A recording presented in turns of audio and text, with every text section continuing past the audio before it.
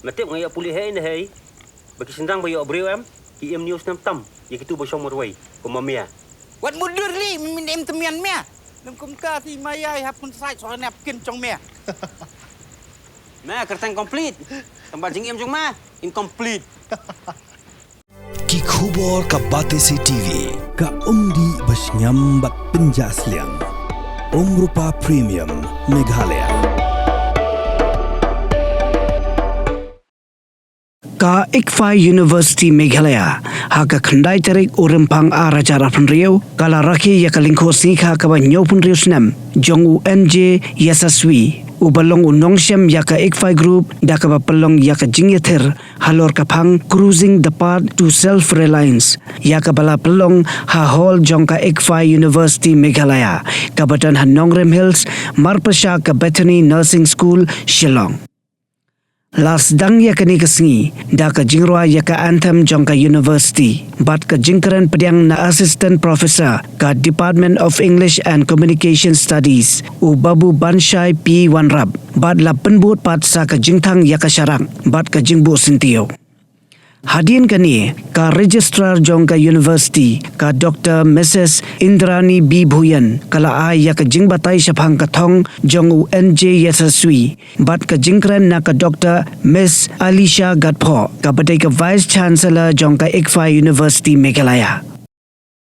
Registrar, esteemed panelists, honored guests, faculty members, colleagues and dear students, a very warm welcome to you all. It is a privilege and an honor to welcome you to the Icfai University Meghalaya for the 76th birth anniversary of Shri N.J. Yasaswy Sir, the visionary founder of the Icfai Group, a thinker, an institution builder, and a believer in a transformative power of education. Today's program is marked by a panel discussion on the theme Cruising the Path to Self-Reliance. This theme is not merely academic. It reflects the philosophy that Shri Yasaswy Sir lived by, that education must empower individuals to think independently, act responsibly, and contribute meaningfully to the society. I, and on behalf of the Icfai University Meghalaya, would like to thank you for joining us on this reflective and forward-looking occasion. To formally begin today's program, may I request everyone to kindly rise for the University Anthem to be led by the University Choir.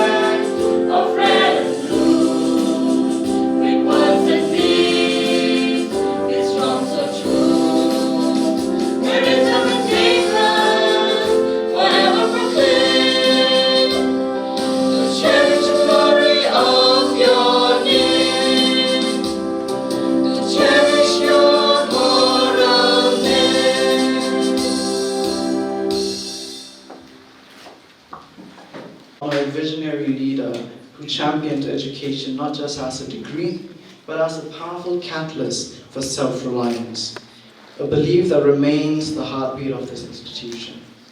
To honor this legacy, we are proud to present E1.0, Cruising the Path to Self-Reliance, a panel discussion dedicated to the spirit of entrepreneurship. In a time defined by rapid change, entrepreneurship has transcended being a mere career path. It has become an essential mindset, one defined by innovation, resilience, and the courage to lead. Today, we aim to explore that mindset through lived experiences, honest challenges, and the emerging possibilities of our time.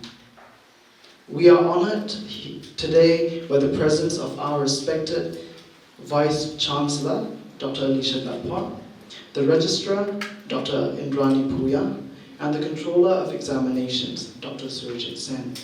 Your steadfast leadership continues to be the guiding force for our entire academic community. I also wish to extend a warm welcome to our teaching and non-teaching staff. Your dedication forms the backbone of Icfai University in Meghalaya, and your commitment to nurturing young leaders is what makes days like this possible. We are especially grateful to our distinguished panelists who have joined us to enrich this platform with their journeys. Dr. Daniel Snem, Mr. Didi Lalu, Ms. Dabale Wajmi, Mr. R.K. Nongrum, and Mr. Arunav Bobidas Kalongan. Your successes serve as powerful testament that the road to self-reliance is paved with perseverance and purpose. Finally, a warm welcome to our friends from the media for helping us amplify these vital conversations. Thank you all for being here. We look forward to an engaging and thought-provoking session that truly honors the legacy we celebrate this morning. I wish you all a meaningful program ahead.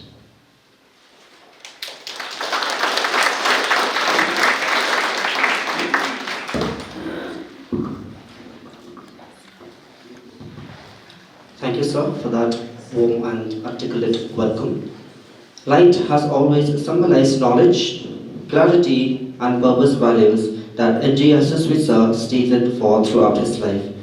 I now request dignitaries, Madam Vice Chancellor, Madam Registrar, Sir Lalu, Sir Arki, and Sir Bobby to please light the lamp for a floral tribute in honor of Yasaswy sir.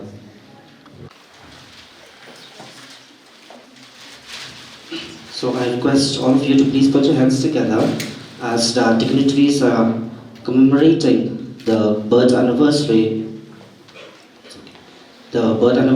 of Yasaswy sir. So please put your hands together as the lamp is lit. May it illuminate our minds with knowledge, harmony, and hope.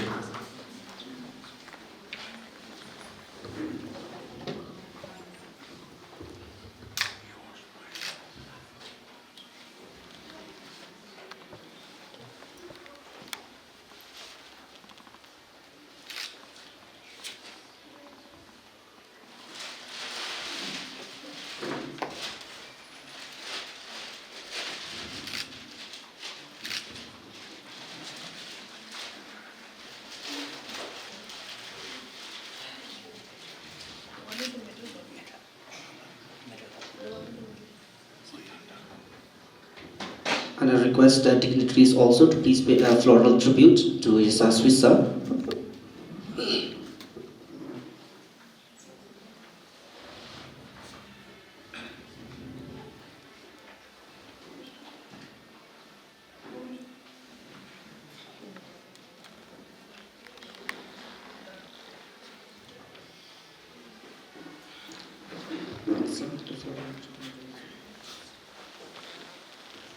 So please put your hands together as our dignitaries are paying a floral tribute to our father, Yasaswy sir.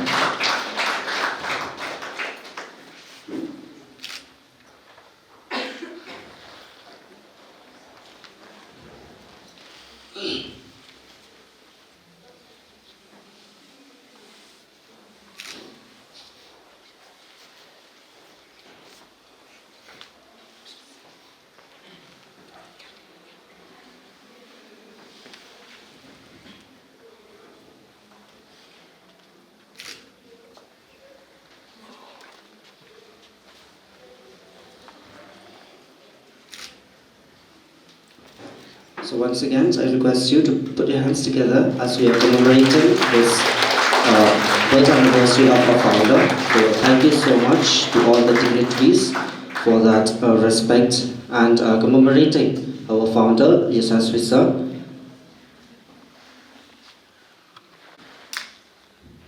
Good morning.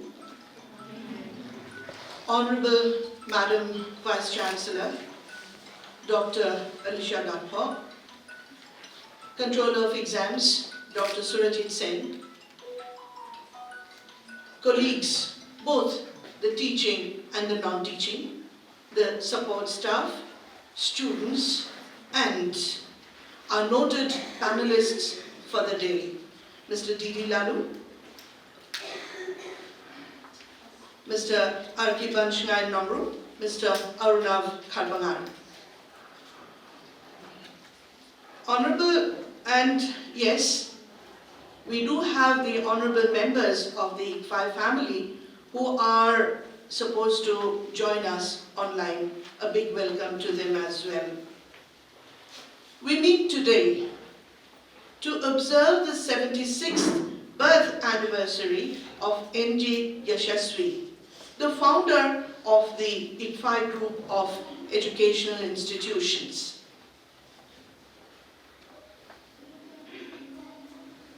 And I'm also proud to say that he was a pioneer in promoting higher education in the private sector. It is the vision of NJY, as he was fondly called by one and all, that has been the guiding light which has lit up the path of the Icfai group of institutions. He had set up the Icfai group in 1985 without government funds, when at that time government funds were the norm for setting up any kind of educational institution.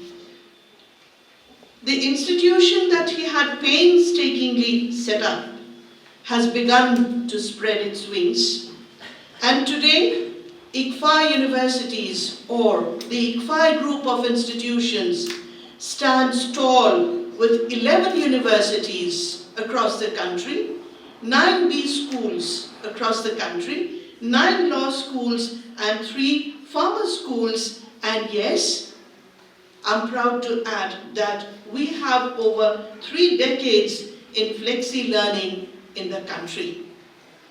Today, as we gather here, we bow our heads in respect to this great visionary, to his vision, which has brought all of us together under one roof, and we are able to call ourselves members of the proud Icfai family.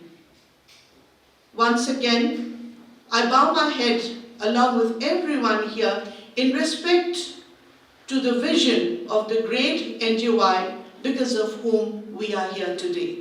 Thank you. Thank you, Vivan, for anchoring it. Our esteemed panelists who are here today, who is going to share with each and every one of us their journey in being successful entrepreneurs, not only in the district, but in the state as well, nationwide and globally. They will share their experiences. Dr. Indrani Bohayan, the registrar, Dr. Sen, the controller of exams, the faculty, the students, and yes, the guests who are here, for the youth who are here, who had come here in order to learn from the experiences of the entrepreneurs. Now today we are celebrating or observing the 76th birth anniversary of late N.J. Yasaswy, whom we fondly call in the Icfai society NJY. We called him NJY. Now his vision is not only education in the metropolitan cities. He has started the first university there in Hyderabad. But his vision is how to reach out to the unreached. And that is why, because of his vision, he started the 5 universities. He laid the foundation of the 5 universities in Northeast. At that time, never thought in those years before in 2000, never thought about that we would have our own here, a university for the management studies. Anyone who wants to study management had to go to the metros. Now, he realized that people from the Northeast, especially those from the rural areas, most of them are economically at a disadvantage. It's difficult for them to go to the metros, to pay the huge amount of fees, and then food and lodging, accommodation, all come together. It's difficult. And what is the guarantee that they would get a job, that they could, balance off whatever that had been spent by their parents? So his vision is, instead of getting the students from here to go to the metros, to Hyderabad, to Mumbai, where we have the IBS, to Bangalore, we have the IBS schools, he decided, why not we go there? And with that objective in mind, we bring education to those who could not reach them. And that is with that vision, he started the universities in the Northeast. And the Icfai University in Meghalaya is one of them. For the benefit of those who are here, we are having 5 universities, one in the state of Mizoram, one in Sikkim, one in Tripura, and another one in Nagaland, and the 5th one here also in Meghalaya. Backbone of the Icfai group of institutions is management. Management. So when you talk about management, definitely the word entrepreneurship comes part of it. And we have seen that a good number of books written by NJY, as well as the former, later YK Bhushan, had written books on entrepreneurship. Why they have done it, even 10 years back? It's because they saw that entrepreneurship is the trend for self-reliance. We need to be self-reliant. Nowadays, we cannot depend on the service sector anymore. Be it the government sector, be it the non-government sector. Service sectors can one day be saturated. But self-reliance, entrepreneurship will not be. But to be an entrepreneur, I think you have to have things with you. You need to be innovative. You need to be creative. Because entrepreneurs are those who grasp the opportunity where others see it as a challenge. Many will look at some of the opportunities, oh, it's so difficult, we can't do it. But for the entrepreneurs, those who have this, they do take the risk, but at the same time, they know how much risk was that. It's not that you will go down the drain. A risk you take, but it's a risk at a level that you also can come out of it. They would have that in mind. They would learn not only about marketing, they learn about finance. All these come together to be an entrepreneur because they need to know how much is in and how much goes out and how much to be saved. All these comes into it. I am not from the management, so what I'm going to talk to you is a common man's version of entrepreneurship. Not as an entrepreneur, but what I can understand because I have met quite a good number of entrepreneurs. They grab at the opportunity. They take that and make use of it and became creative. It's only, I've seen that before. No one ever thought, it was only yesterday I was watching at NDTV, that they are now giving awards for those who have in the museum art. Now, never before have we thought about it. Award means what? You talk about it in journalism and all that, but not in the field of art, that cultural museum art. Yesterday was the first time I saw in NDTV. Now, a person who did that was creative enough. It may be a success or not, but it definitely inspires those who are the recipients. Those who attended, they are inspired. So today also, when we talk about entrepreneurship, the E 1.0, that is Entrepreneurship 1.0 of the Icfai University Meghalaya, it is a pathway. Every year we would have this particular day to celebrate as Entrepreneurship 1.0. Next year it will be E 2.0, in which we have the entrepreneurs and even our own students, our alumni here, our entrepreneurs. We are proud of them. I think a big round of applause to Bobby and Arki here. Isn't it? We are proud of them. To tell you that as a Vice Chancellor, when I see them that they made a success in their lives, I am proud to say that, hey, those were our students. That is the pride that they brought us. And they reach where they are. Yes, they had the books, teachers, faculty, they guided them. But most importantly, I think you had confidence in your own self. You had the perseverance to pursue your aims and your objective. You know your goals. You started, Bobby, I know you started first in the service sector. Down the line, you realized what you really wanted. Those were experiences that you had as an employee. And eventually, he feel that, why? If they can do it, why not me? I think that must have gone through your thoughts, Bobby. So, with that objective, he stand out. And now, he is an entrepreneur in our state, particularly in the way that is in the bakery section. And when he was a student, I never thought that he would go into this kind of a business. But now he is there. See, the years, your passion, you know your passion, you know your talent, and you grab that opportunity, you build on it, and you persist, your perseverance, confidence, and having that goal, and cruising that path. You know where you want to go. You know when you have to take 2 steps, and 2 steps forward, 1 step backward, and then again another 2 forward. When you cruise that path, eventually you cruise it to self-reliance as an entrepreneur.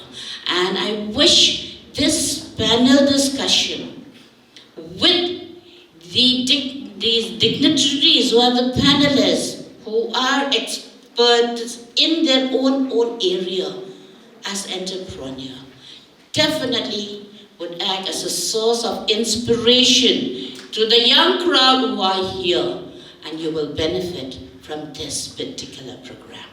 Thank you. I wish it the very best. Thank you.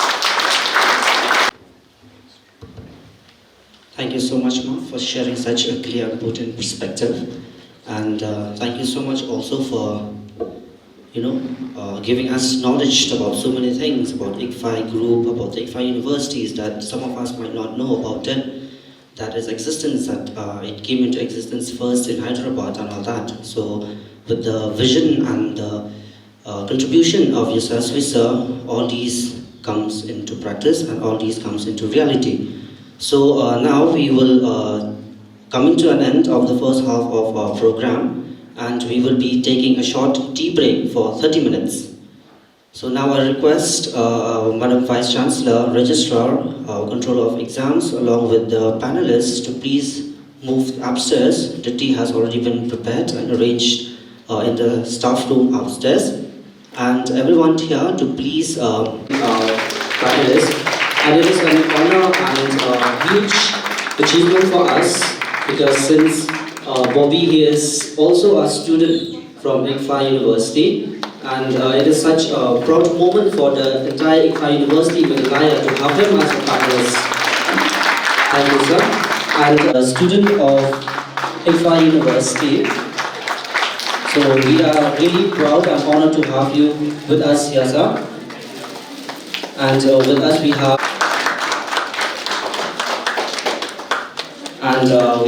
Ma'am Tapale Watri. She is a renowned choreographer from our state. We are really honored to have you.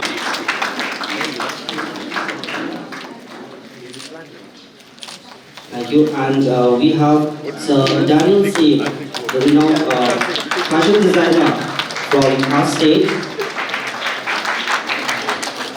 and the owner of the ethnic house. So thank you so much, sir. Thank you to all the panelists. Thank you so much. Thank you, Mr. Mubakriya, for this introduction.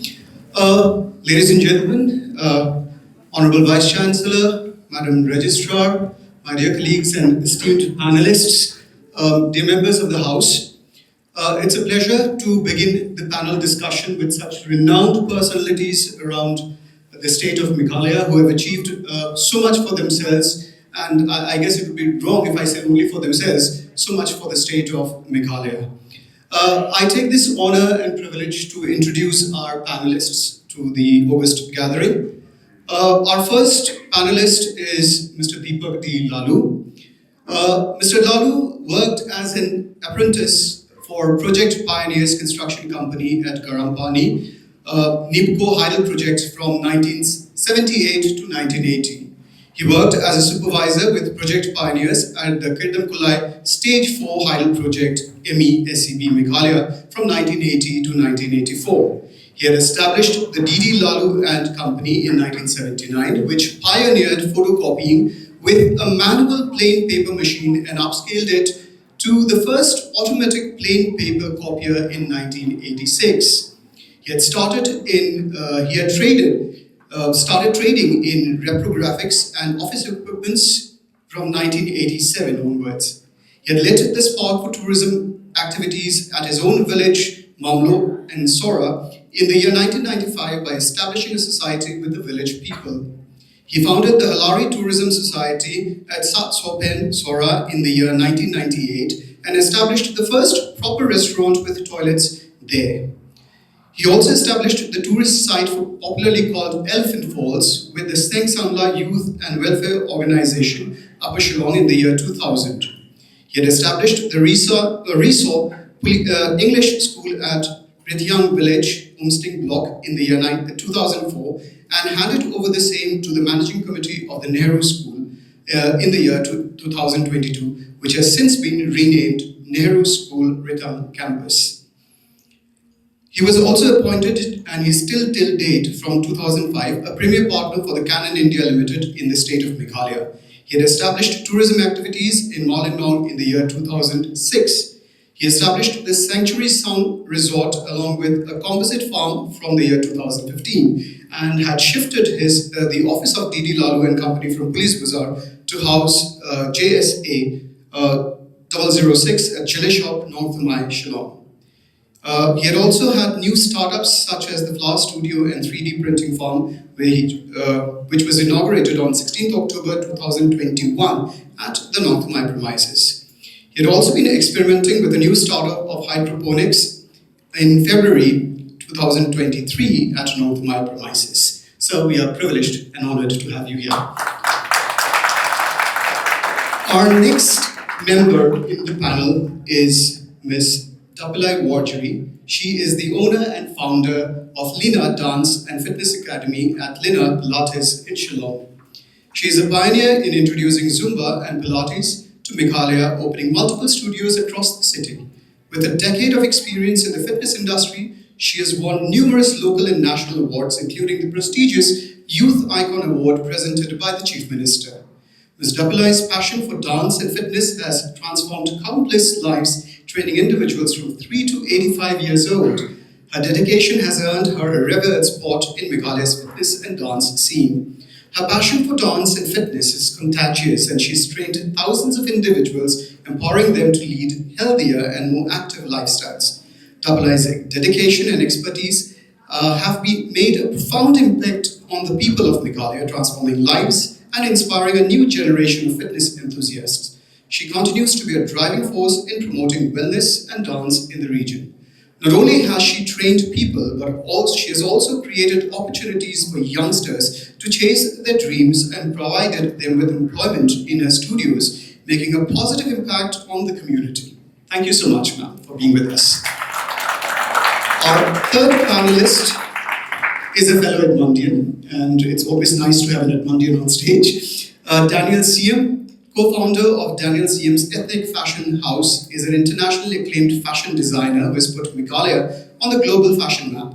Renowned for his efforts in reviving the indigenous Rindia silk, Daniel, along with his former business partner Janice Pingrove, has showcased numerous collections at fashion weeks and events across the world, from New York, London, Paris, Toronto, Japan, Italy, Singapore, and Thailand, to prestigious institutions such as the Nehru Center, London, the World Intellectual Property Organization's United Nations, Geneva, and Icfai, Rome. With over 15 years in the fashion industry, Daniel began his journey by winning the Best Northeast Designer Award. He continues to keep his dream alive by using fashion as a powerful medium to give back to his community and preserve indigenous craftsmanship. Thank you so much for being with us. Our next panelist is an alumni of the Icfai University, Meghalaya, Mr. Arnav Bobby Das Karbinger. He is the proprietor of King's Premium Bakery and Greasy Spoon Restaurant. Prior to starting his own ventures, he was assistant manager at HDFC Retail Banking Branch Private Limited, deputy manager at Reliance Industries Limited in Retail Division, manager at Air Plaza and TGP Group Limited for Vishal Mart, and also worked as a visiting faculty at our university in Shillong campus. Thank you so much, Bobby, for being here.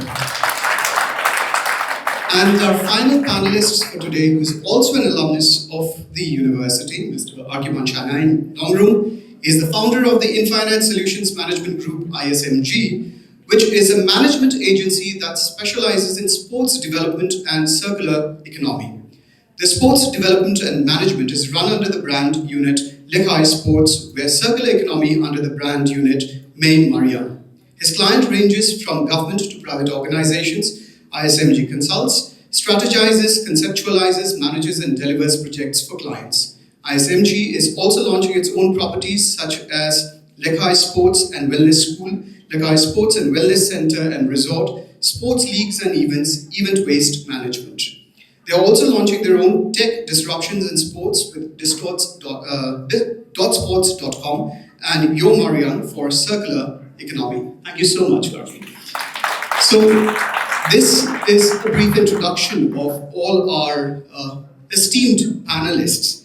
And to begin with this panel discussion, let me just ask by what is actually, at the very outset, something related to what is given as our theme for today's panel discussion, that is cruising the path to self-reliance.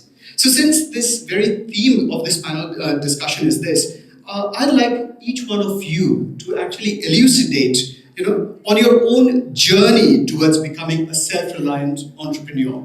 Maybe you could tell our students, because this is basically focused on the students who are going to be the budding entrepreneurs, we are sure of it, at some time or the other. So if you could tell us something about your journey, to becoming self-reliant. Anyone can start, since it's open to anyone in the house first.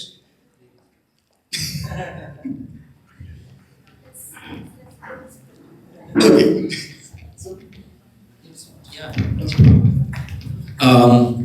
First and foremost, thank you so much to you for cheering us, as well as to the Institute for welcoming us and having us as to deem fit that we should be sitting here and sharing our views. Thank you to each of the panelists who are here, the members. Self-reliance in not just in business, but I think so in life as a whole, you first comes with just understanding what you gotta do, what you gotta need, and most importantly, removing the stigmas of what you feel the norms are. That's when you are brave enough to take on the world. That's when you're brave enough to actually understand that this is your dream that you gotta do. But self-reliance comes with a huge cost, a cost of your time, a cost of your a lot of sacrifices, a lot of criticism, a lot of hard work, basically. So, in my journey, because there's 5 of us, I think so, I will not give a whole journey, but in my journey of self-reliance, I believed a lot on my capabilities, not to a form of arrogance, but at least to the form of continuous learning. I needed to know exactly what or where I wanted to invest my time and my knowledge in. So basically, I was just not, like I think so you see, right? If somebody's opening up a chow restaurant, everybody opens up a chow restaurant. Because you're in government, everybody goes for government. So I didn't want to do that. I wanted to see where my strengths were. My strengths were in sports. I love sports. I love management. I continuously learned. I never stopped learning. I finished my master's in sports management, then I did my MBA, then I kept learning. I did seminar, I did so many things, while at the same time putting all of that theoretical knowledge into practice. But most importantly, in my journey of self-reliance, I believe that it was understanding exactly what I wanted to do and who are the people I need to take along with me as I go on this journey. With that, self-reliance again comes with a huge cost. It is you have to give up you have to sacrifice that thought and the price of comfort. You have to give that up. If you give that up, then you are on your good way towards self-reliance. And I think so. I've heard Sir's journey since a long time ago. I've been familiarized with him. We've worked together, and we are hoping to work together as well. But I believe he will have a lot more to say, and he's been a more seasoned entrepreneur, I believe, to all of us. He's a huge example, and also to each one of us. But that's my take on it. I wouldn't tell you my whole journey, but I would tell you what went through my journey, and those are the things that went through, and I still have a lot to go through it, I think. So thank you so much.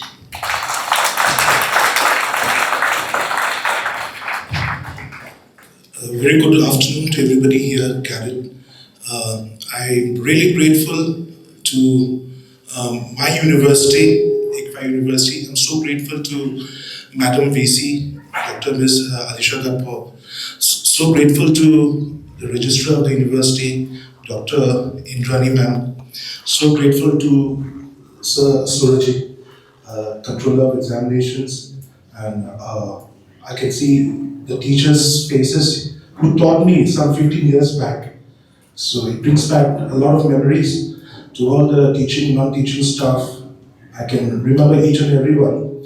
I'm so delighted, so happy to be here today as one of the panelists. And now, on the path of self-reliance, it takes nothing so much. It's not a rocket science. It's not SpaceX or Tesla or Starlink. It's a bit of a fragment of your imagination. You imagine it, dream about it, execute it. It takes a lot of guts, it takes a lot of time, it takes a lot of perseverance, but as Nike says it, just do it. So I really believe in a tagline that most of the companies say, like Nike, just do it. And Pepsi also says there's nothing official about it. Go ahead and do it. You might fail 10 times, fail. 11th time, you will win. Even if the people will put you down, there might be a lot of consequences in between. But definitely you will win one day. So that has always been my tagline, to just do it. There's a bit of imagination, a bit of a dream, and the next step is execute. And there's such senior members here on the panel today, such wonderful people who have been acclaimed, both nationally, internationally, who have contributed so much towards Meghalaya, the state, its tourism sectors. So grateful. It's so wonderful to be part of this team, and wish everybody here success, especially the students. Just dream it, is a bit of imagination, that's all. Thank you.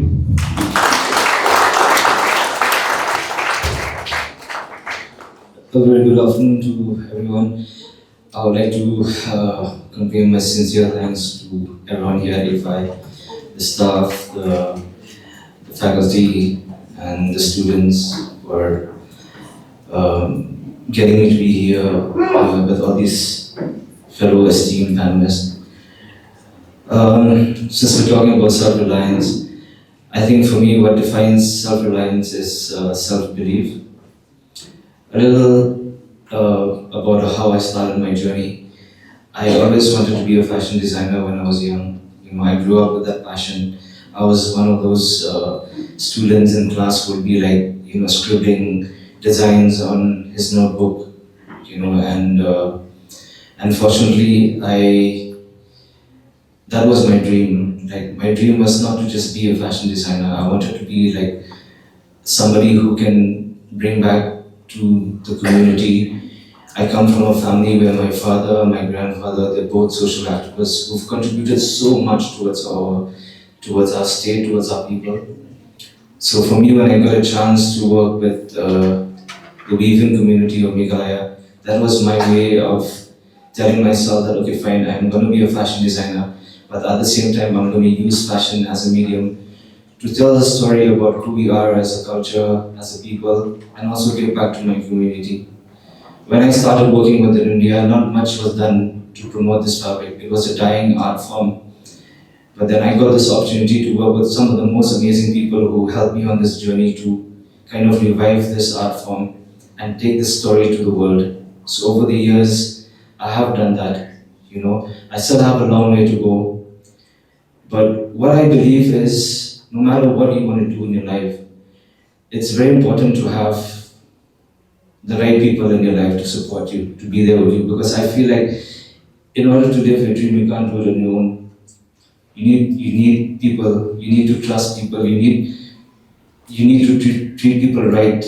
I think it's very important about how you live that journey, and I think what matters is along the journey is how many friends you've made, how many people you've touched with your lives by doing what you love. I think that's self-reliance for me, that's self-belief and believing in myself that I can create that change. So whatever you want to do in your life, you have to understand that you need to be able to do something that can affect others in a very positive way. My father started the Machapra movement, which is strive forward with a positive attitude. And for me, that's always very, very important. In life, you'll always face hurdles. There'll be times where I've wanted to shut down and just wanted to give up. I still do. I have my dark moments where I'm just like, I'm done. I can't do this anymore. But by believing in yourself, I think that's the only way you can achieve your dreams, whatever you want to do with your life. I got an opportunity to live my dreams, but it didn't come with an easy journey. It's been very, very difficult. And you have to understand that if you want to do something, it's not going to be an easy way, So I think for me, self-reliance is all about self-belief. So, I wish all of you the very, very best. And you can always reach out to me, to the young students. I'm on Instagram if you want to reach out, you want to talk about how you want to pursue your careers. I'm always there to help out. So, yeah, that's it.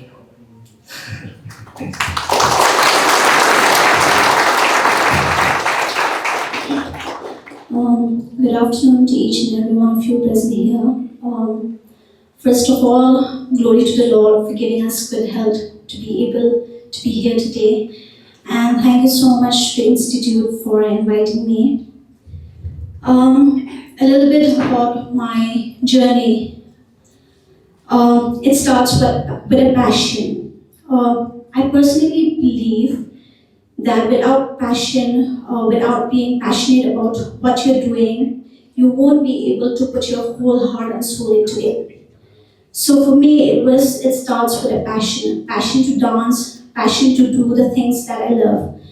With that passion, it grows into a career. It was not an easy journey. I was the first one who introduced Zumba to the state.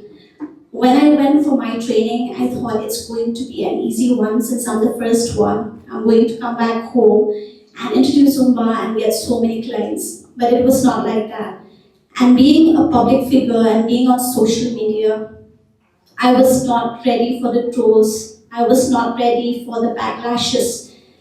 I thought that people will love, because I came to Shillong after my training with a thought of changing lives, but it was not that easy. I got really trolled very badly that I went through depression. I gave up half of my journey. I'm still thankful to my father. He passed away 5 years back. I'm still thankful to him that he picked me up from that darkness. I told him, because I've always been hearing people like, we cannot do much in Shillong, there's nothing much in Shillong. So, that thing, it keeps on wandering in my mind. So I was like, it's true that people say, we don't have anything in Shillong, because people pull us down.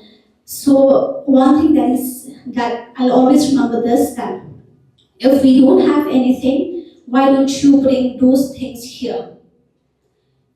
If you want to go in a different path, there will always be stones in front of you.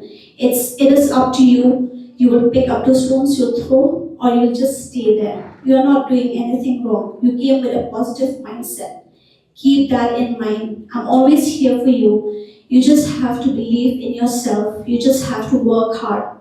So yes, like Sir said, even if you fail 10 times, 11 times, don't give up. I did give up. My father pulled me back. And since then, there are many times that I fall back, but then I've never learned how to give up. I give up. I keep on growing. I keep on pulling myself back. That it's okay. There are bad times, but those bad times never last. Keep on working hard. Keep on. So for me, it's always like I've always wanted to bring new fitness activities in Shillong. Be it Zumba, be it Pilates. It was not an easy journey. Be it financially as well. So I've been hearing people that maybe she comes from a rich family that she could open so many studios. Well, I did not. I just start only with, I think, a small studio, which is not mine as well. The Pinewood Hotel gave it to me. So there were just like 2 clients. I started with just 2 clients. I hardly get, I think, 2,000 also per month. I just got like 1,000 per month. And with that 1,000, I keep on saving up, save. And then from those 2 clients, now I'm training like thousands of clients. Not just one studio, but 5 to 6 studios in this. So I always believe that, first thing is you have to be passionate about what you're doing, work hard, and if you go along, and as Daniel said, supportive, someone who will support you, it's very important. So maybe from a family or maybe from a friend. And if you don't have also, you always have God by your side. Thank you.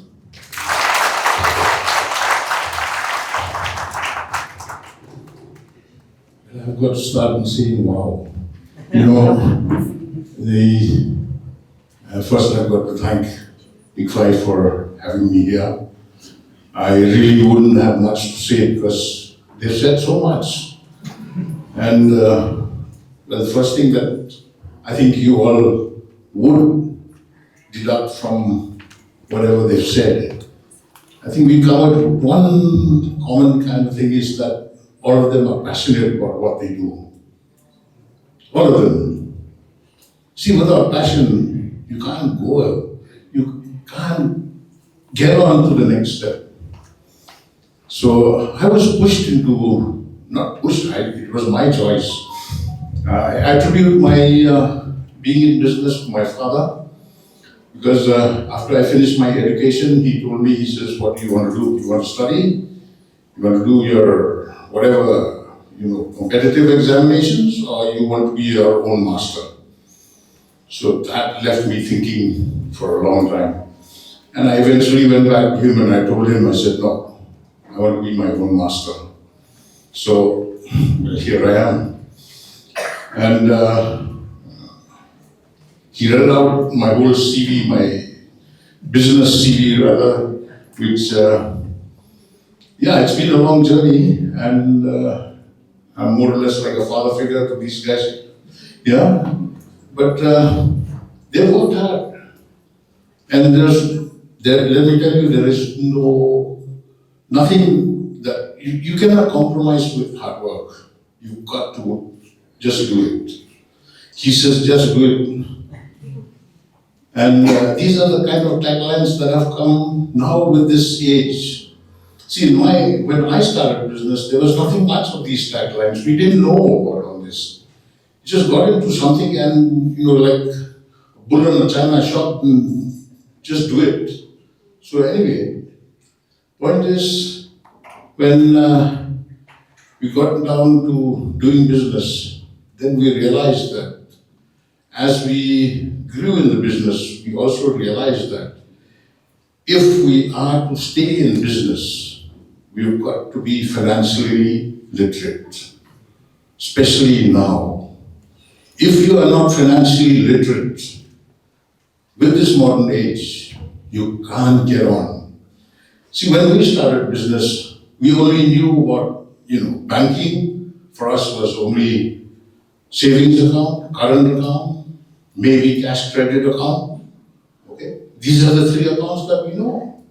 But now you have so much. You have all sorts of deposits.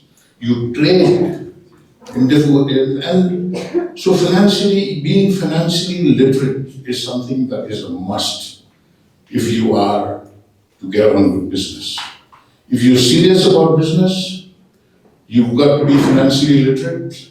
You've got to learn about it. I am very, very sure that the university has its own whatever process that will bring in financial literacy.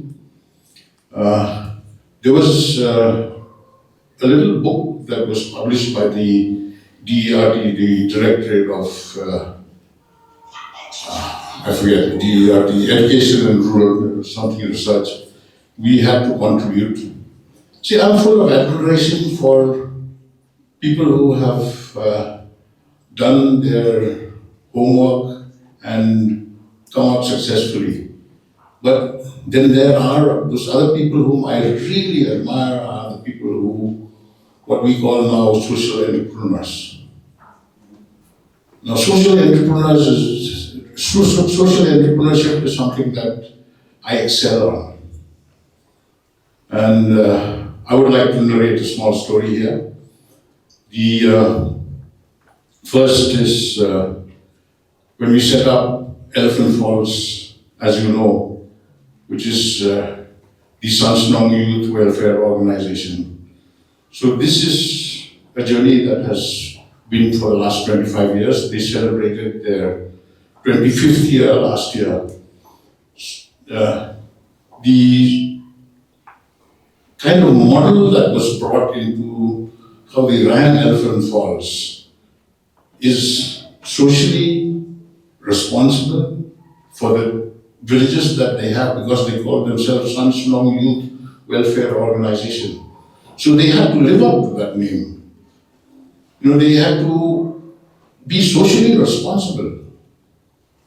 And they did so. So they contributed a lot to this society within those 5 villages. They built houses for the poor. They helped out with schools. They run 4 ambulances free of cost. Now these are the kind of social entrepreneurs which I am full of admiration with. Would you guess who was the first social entrepreneur in the state of Meghalaya? Anybody? The first social entrepreneur was Ramakrishna Mission.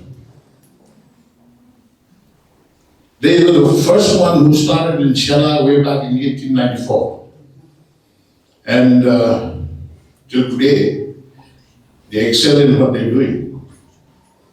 They have schools nearly all over the Khasi Hills.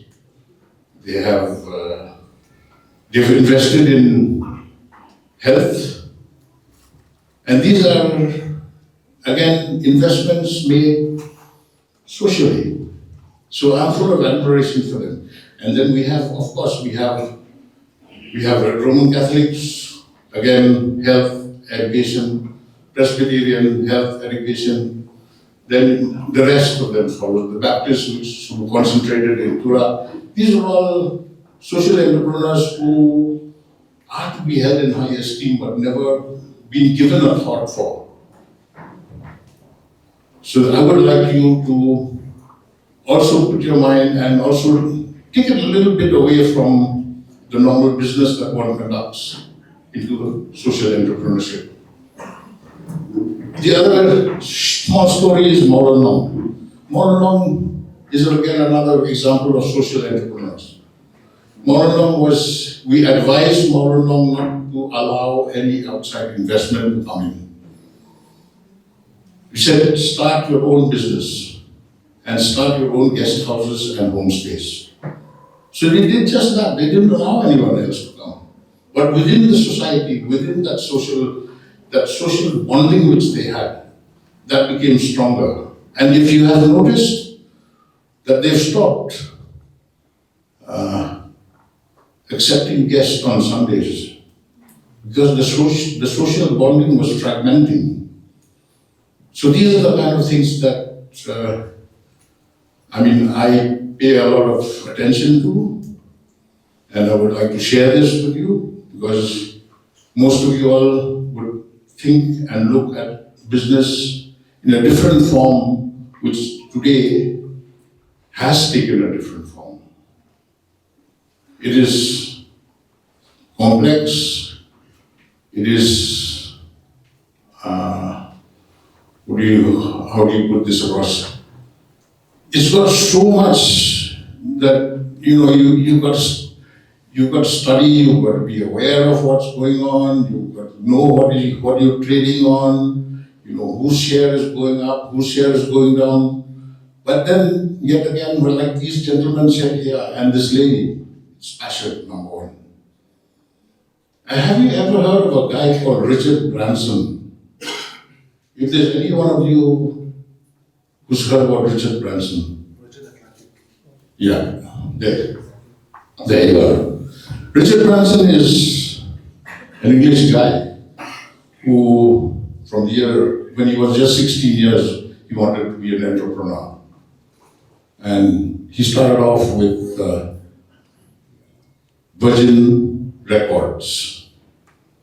And he is the man who, and if any of you have been to the UK, on the underground in UK, they always, whenever the train stops, they always say, mind the gap.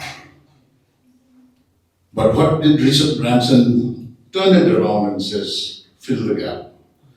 In business, if you are on the lookout, there is always a gap. And you've got to fill that gap. When Shillong was experiencing water problems, who filled the gap? All these tankers that you see today, they fill the gap. So that's it, you fill the gap. But look out for these opportunities. I'm all praised for Daniel here, who's brought in so much laurels to the state and to the country. But I'd like to share something else with you, Daniel, today. I just come back from, I normally go to Bangkok every year. So I've got some friends there, and I've got to share this with you, Daniel, that if you've heard of Jim Thompson is the guy who took the silk of Thailand into the international market way back in 1960. But he has come up with, he's disappeared, he's no more there. But his company has come up with jewelry made out of silk. Now this is something that I'd like to share with you. This is another thing that I saw. Now again, I want to fill the gap. There's the gap here. We produce any silk or whatever it is the silk that we produce. But we don't know about jewelry from silk. So we have one gap here that's got to be filled. And any of you guys who are interested, I'm sure Daniel will be able to help out. Now, I'm not going to carry on because I can carry on till tomorrow morning. This is with the kind of experience that I've gone through. Tourism is my passion. Environment is my passion. I would like to, nobody invests on cleanliness. What did we do about moral norm? It's just cleanliness. We use that word. And what did we achieve? Everybody says God's own garden. Cleanest city, cleanest village. So we just took advantage of that word, no? Cleanliness. And there's one guy in Shillong who only invests on cleanliness, which I think we should all partake. And who's that guy who invests in cleanliness?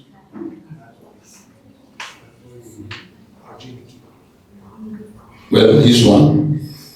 But the guy who puts the guy who puts his mouth where his money is, who puts his money where his mouth is, rather.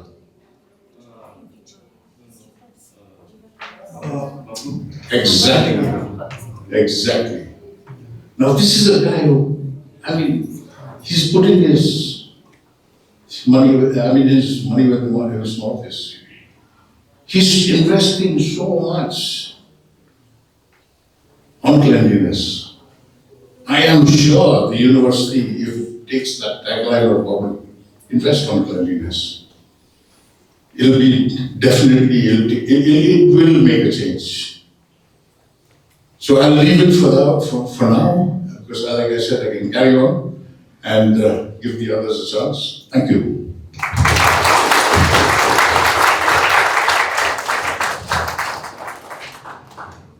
Thank you so much for giving us the insights and setting the role in for further discussions. The key takeaway from what we have listened so far is that as, if you want to be an entrepreneur, all of us have to be courageous. Courage is the key word out here, and never let your dreams, just vanish. I think what we got to understand is that we need to have a never to say the fact that, a never die kind of an attitude. Go for it, try it, it's your passion, give it a try, don't be afraid of failures. I think that's the key takeaway. That's the way that you actually, face problems in life, and you come up with what you want to do in life.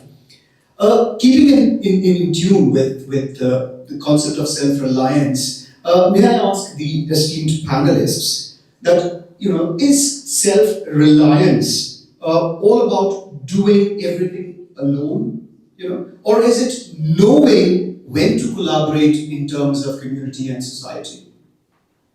Sir, can I start with you, sir? Yeah, sure. You want to grow, you've got to do things together. I learned a little bit late in life that, if I get half a loaf, it's better than having no loaf at all. In the olden days, you do business, you want to be proprietor. You want to be boss, you want to be the all in all. But later on in life, you learn to see that, if you don't work together with people and trust people, then probably you won't have that loaf of bread. You won't even have half. So I've learned how to accept to have half, or maybe even 1/4. So I've got to learn, I've got to trust people, I've got to work with people. Mind you, people will take you for a ride. You've got to be very careful, very careful. Your instincts, trust your instincts. So that's what it is, sir. This is what I believe in.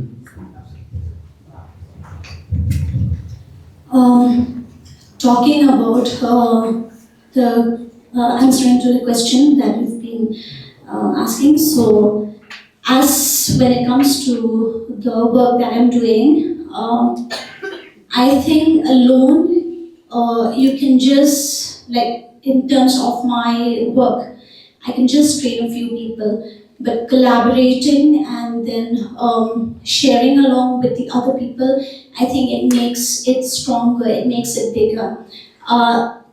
The example is here right in front of me, Arki. So the first collaboration that I did was with Arki, Touchline.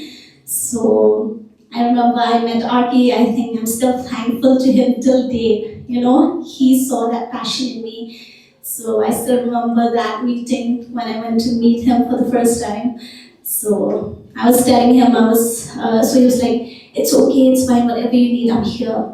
But I just want you that this thing will work.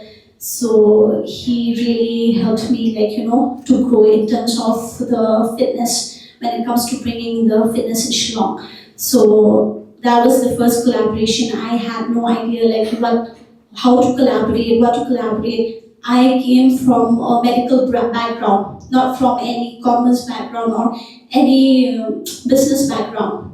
So for me, like I said, also for me, it was always passion. So when I collaborated with Arki, I was like, wow, like this is getting better. Like just from one studio, now I have 2 studios, like along with Arki. So I think he taught me that, like about collaborations. So since then, I realized that just me alone, I won't be able to train people. I need to go and get skilled. So when I'm not here, I still need others instructors to be there. Even till date, I have more than 10 to 15 instructors in the academy. So with their help, with their skill as well. So I have different ideas, they come up with different ideas. These different ideas will come together and we bloom it into a beautiful one. So yes, I feel like collaborations and including more people when it comes to my line of work, it makes the business stronger as well. It makes it grow as well, and we can help not just few people but many people. Thank you. I always say one thing, that I believe in angels, and for me, angels are also people that come into your life. So for me, along this journey, I've had so many people who have helped me, have supported me, and I know that for one reason that without them, I will not be where I am. I started my journey as a fashion designer when the fashion industry in Shillong and Meghalaya, even in Northeast, was very, very small. It was almost like non-existent. There were no designers around, there were no boutiques around. All you had were like these, those laundry shops. So when I wanted to be a fashion designer, my father, my parents were not that supportive. They was like, why don't you do your graduation, go to college, get a regular job, and take up designing as a hobby, And this was about 20 years ago. But then I went ahead, and because of certain people, I was able to find my path. People like Brian Wallang, who supported me when I started. There was Tennyson Indoor, who was an officer in the Sericulture department. I was working in a nightclub. I was managing Shillong's #1 nightclub in the year 2006, 2007. And that was the time when I was really doubting myself, what am I going to do with my life? I went from working in a call center, then I was working as a waiter. I was driving a taxi, then I started managing this nightclub. And that was where I met Tennyson. He was an officer in the Sericulture department. And he would come there every Saturday. And he'd be like, Dan, I know your real passion is fashion designing. He said, why don't you come down, meet my viewers. I'm trying to promote this fabric which is so special to us, to our custom, to our heritage. And then he would keep saying that. And then he would be a little high every Saturday, so I'm like, this guy's not serious. But then one time I was like, okay, fine, maybe I should just go down and meet this community of weavers. And then I went down. And that was at the time when I was firstly introduced to Garandia, and that's when I fell in love with it. And I felt I always say this, it's almost like a very spiritual connection with the fabric, with the weavers, and I still feel that till now. And that's where I started my journey. I gave up my work in the nightclub, and then I said, okay, I'm going to do this. I opened up a small boutique, and I started my career in designing. And that's where I met Janice, who collaborated with me to work with the weaving community, with promoting India. And then through her, I met her family, who supported us so much. And so I get very emotional when I talk about this, because my journey has always been about the right people who have come into my life. Until date, like I always say, like who you are as a person, who you are, like how you define your career is by the people that you surround yourself with. So for me, yes, like for me, I would have never been able to be on this journey on my own. You need people. Self-reliance is also about self-trust, and self-trust is also about trusting yourself to trust other people. I think that is very, very important, to allow people to come into your lives and help you and believe in them. So for me, I think more than anything, more than the statistics, more than you, it's all about that. It's all about finding your tribe. That's what they say, right? Surrounding yourself with the right people, positive people, people who will lift you up when you're down, loving your family, respecting your friends. These are the things which are also like so important in life, you know. So for me, yes, I think it is important to collaborate or to work with people, you know. And especially for us, like in Shillong, like I love Shillong so much. I chose myself to come and live in Shillong. And we should work together as a community, like Dipa was saying, to be self-reliant, to clean up this town, to be like a better society. You know, because I think it is so important to do that, to work towards promoting your people, towards community, working towards the state, working with the government. You know, I think we have a government that's also very proactive. So these are the things that we need to think about, that we can all work together and be together to, you know, I'm a child in a way, like I long for a better future, I pray for a better future. These are the things which are so important, to have these dreams. And I love this city, I love this community. So I think for you as a university also, I think, like what Ba was saying, work together, come together, you know, so that we can all promote each other. We always say, like, for us Khasis, we don't go to Jinya Bishni. We like to put ourselves down. I think that is something which we need to really find, and because there are people here in our community who are so willing to help and promote and support. And we are one of those people. We're here for change. So if all of us, we believe in that, then we can look for a so much better Shillong, a so much better Meghalaya. So for me, I think that is so important. Work together, hold hands, cry together if you have to, pull each other up if you have to. Let's not pull each other down. Yeah.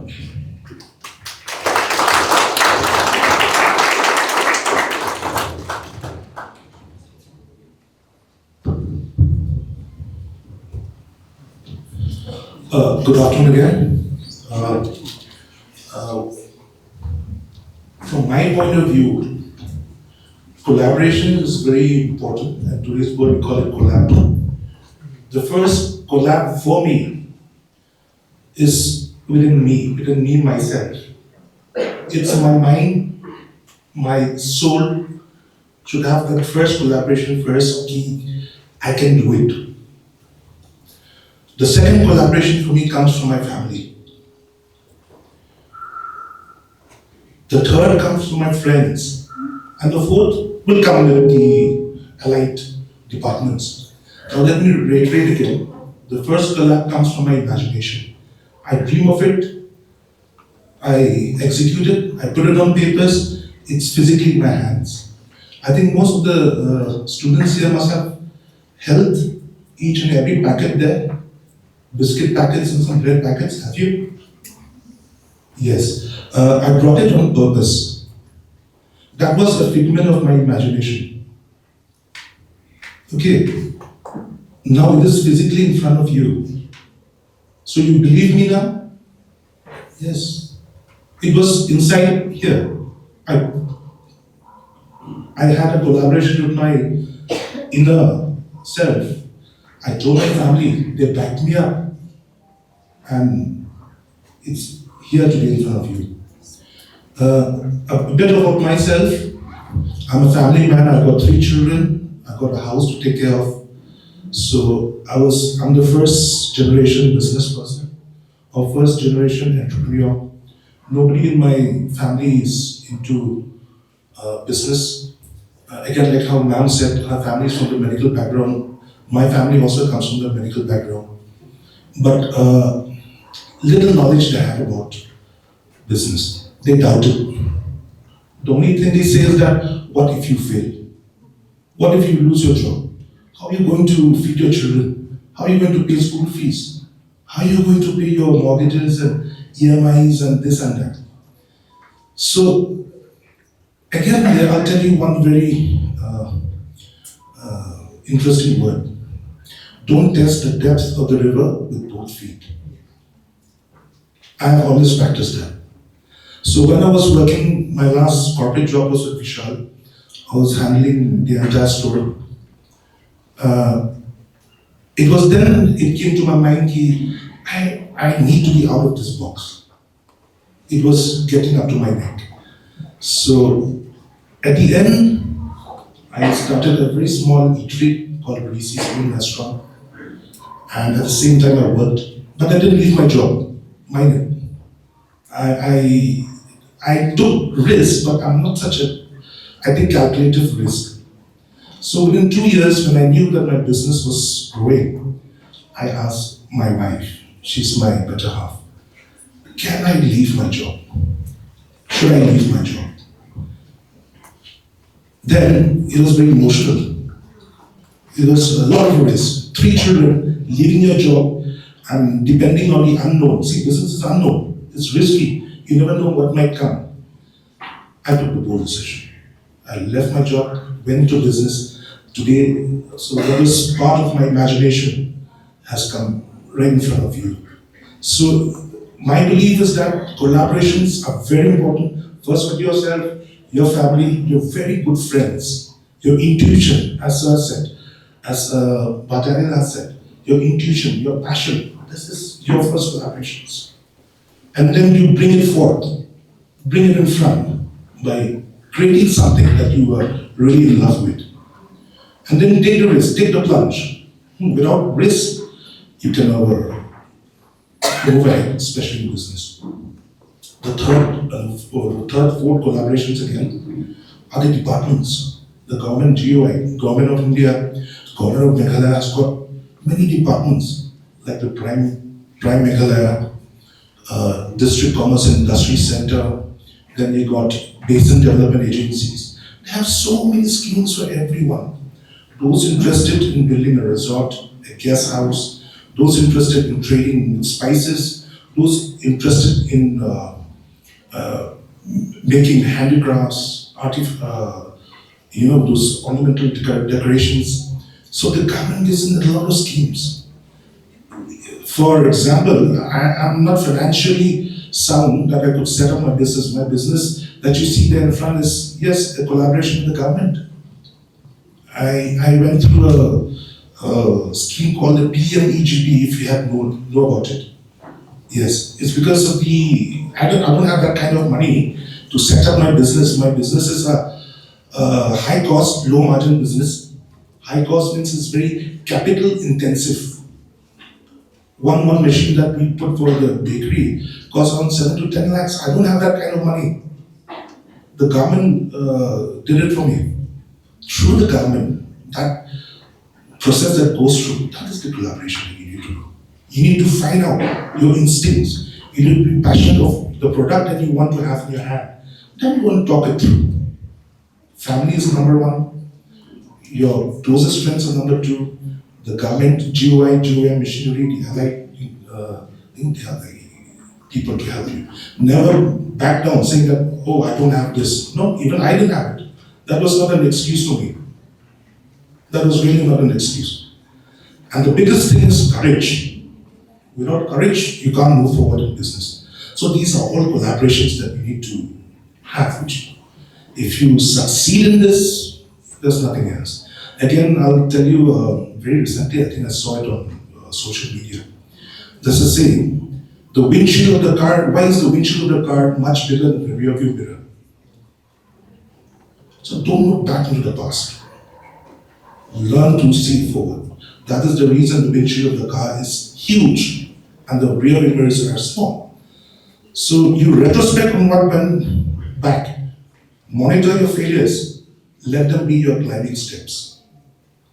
Alright, so this is for all the students here. Never back down. Just do it. As Becky says, just do it. Thank you again. Lovely talking to you guys.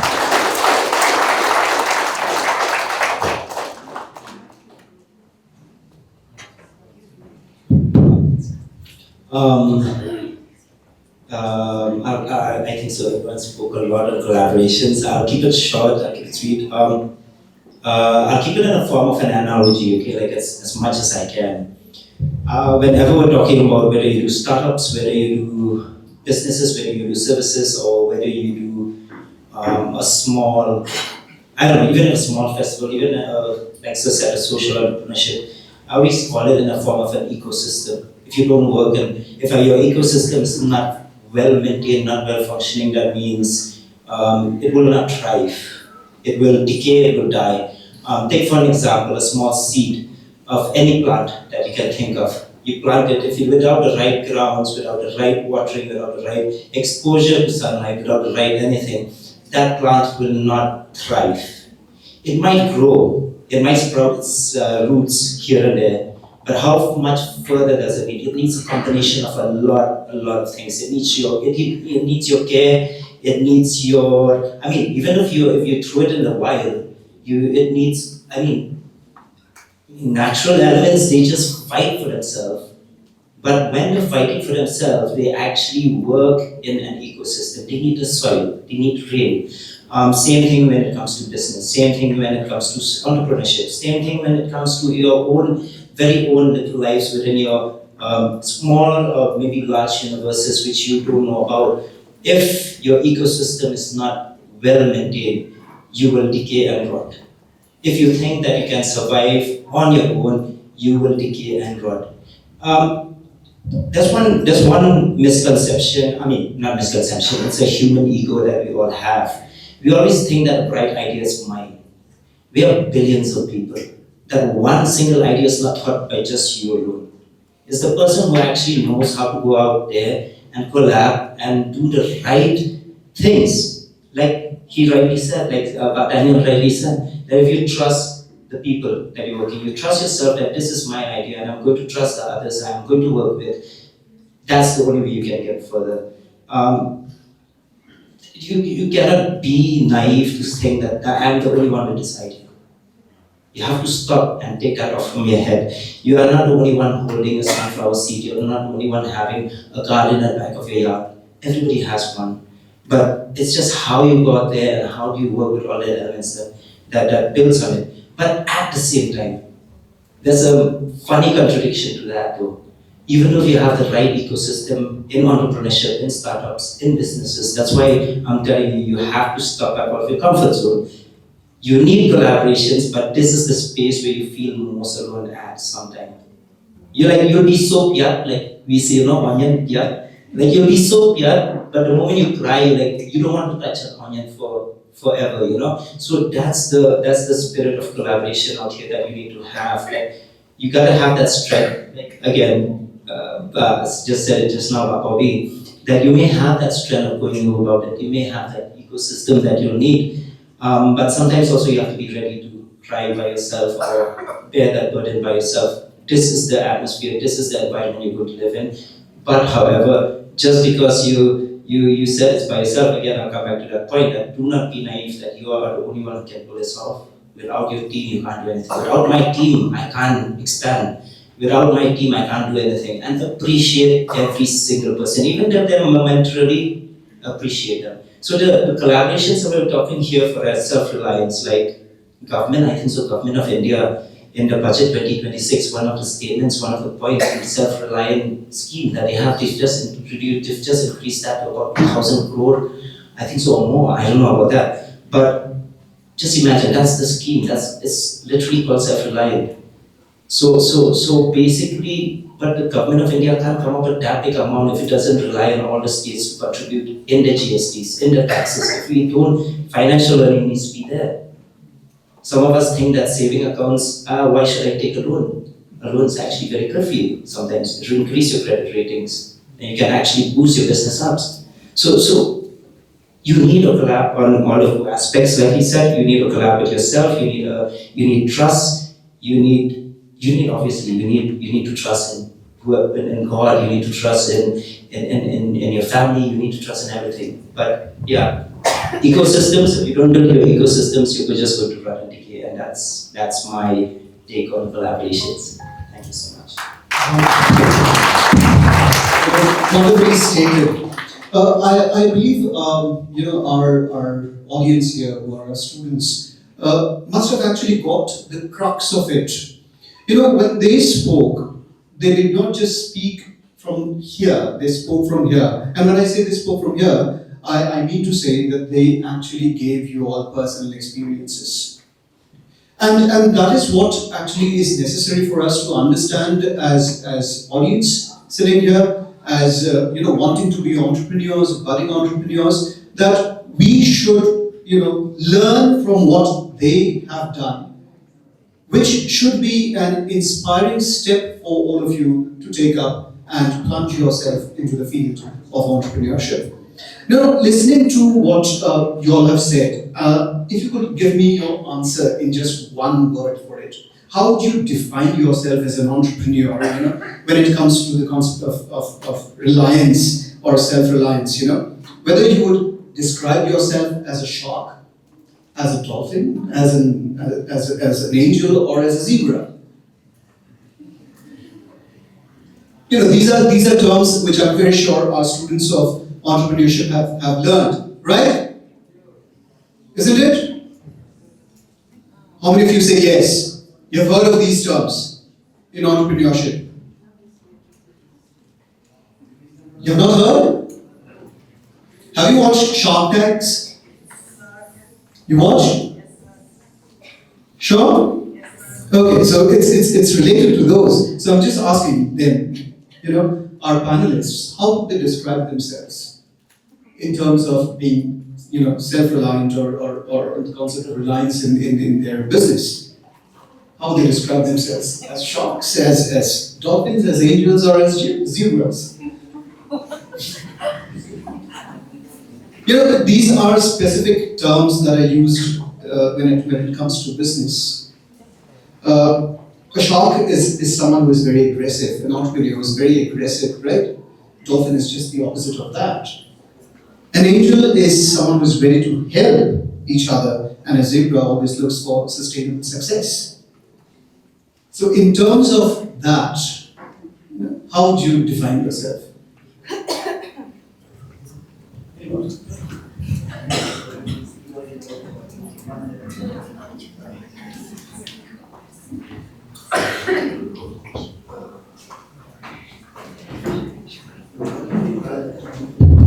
That's a very, very interesting question. It makes me laugh at the same time, and it makes me want to cry also at the same time. Because I started off with corporate. Corporate is very aggressive. Corporate houses, be retail, be banking, be any kind of allied services like telecom industries, very, very aggressive. Your boss will be very aggressive. They're all sharks there. So I've learned to become a shark myself. I was a shark when I was at Reliance. I had been a shark when I was with Vishal Meghalaya. My staff used to get terrified when I come inside the store. In Vishal, we had an odd staff of about 110 headcount. When I was there, everybody was in attention. So I was a shark. But the same thing doesn't apply in my business. Now, I'll tell you why I want to cry. When I was there, though they were very scared of me, but I loved them. I taught them discipline. I taught them timing. I taught them to be, resourceful with what knowledge they have. So I was very aggressive in my corporate job last year. The same thing, it's embedded in me and in my business. I tend to do the same amount of aggressiveness. But in your business, this is something the students should learn. I cried sometimes because I was too aggressive. My staff would leave the job. As simple as that. Yesterday I had about 5 chefs in my kitchen. By tomorrow, 3 of them gone. The reason is that Kali deta. I expected a lot from them. So sorry, that is why next day I had to cry. So it depends on the situation and the conditions you are. It depends. Nowadays I've relaxed. Certain times I become a dolphin, certain times I become a shark. At certain times I got stripes also. Yes. So that is how I define myself. Sorry, there is one word and I talked about. Once again, thank you. Thank you.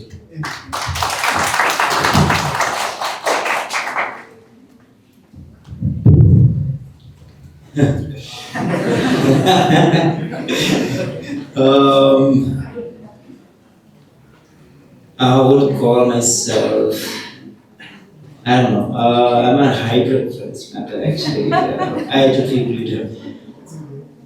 But I would call myself a whale shark. Like I'm still from the family of a shark, but I am aggressive, but at the same time, we are working in an environment which demands of us to be extremely sustainable, extremely aggressive, but at the same time, my company in sports is extremely aggressive. Like Sports is extremely aggressive with what we do. Meghalaya, however, is extremely gentle. The Kynmaw, my Icfai just learns. We are trying to do as much as possible. So yeah, I would say it's a hybrid. It's like I don't know what these kids say, but nowadays, I mean, I can't term one term for what I am. I've evolved, that's for sure. I started off as a shark. I was highly aggressive. Now I think so. I'm anywhere between that. So yeah, I'm extremely a hybrid. I'm one of those new entrepreneurs, those like just been put in the machines, tried and tested, and have evolved into something totally new. So yeah, that's me. Yeah, we are shark.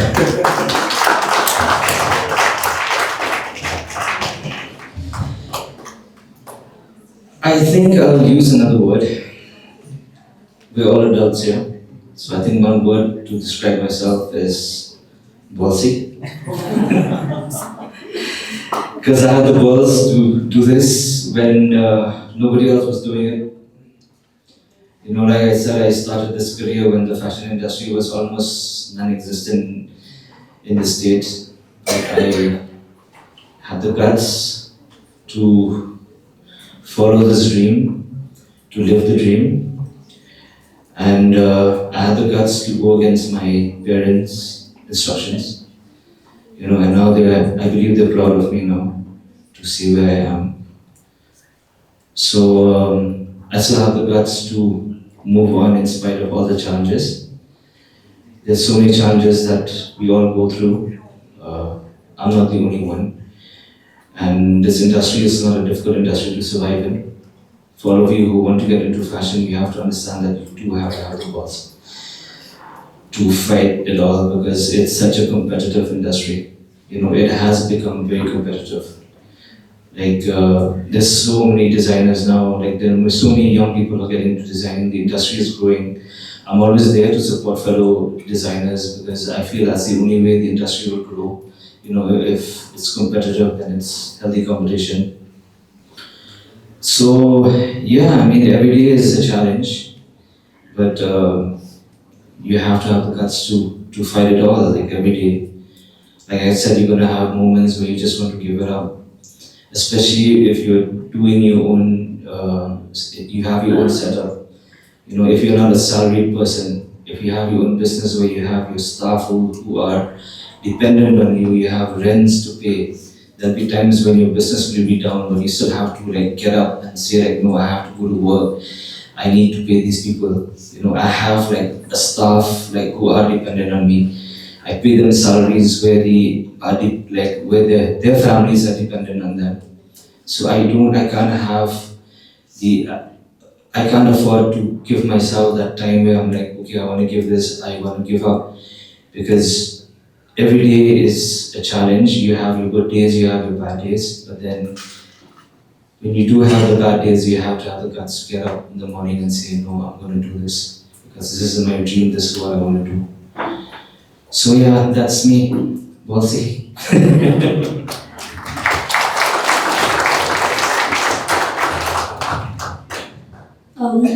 I never thought that I'll have to answer, like I'll be getting this kind of questions also. I was not prepared, not at all.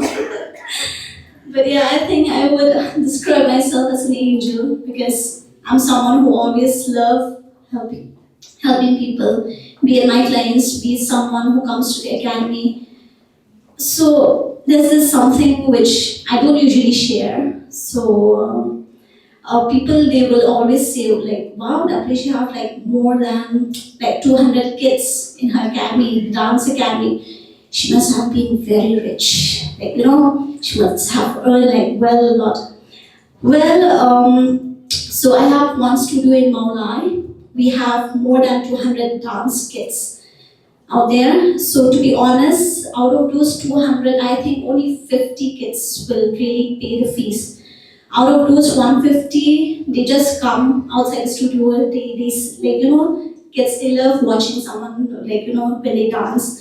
So I'll always call them like, oh, you love dancing? Come. It's okay. You don't have to worry about the fees. And I always go and judge in different localities. So I started my dance as well from my own locality.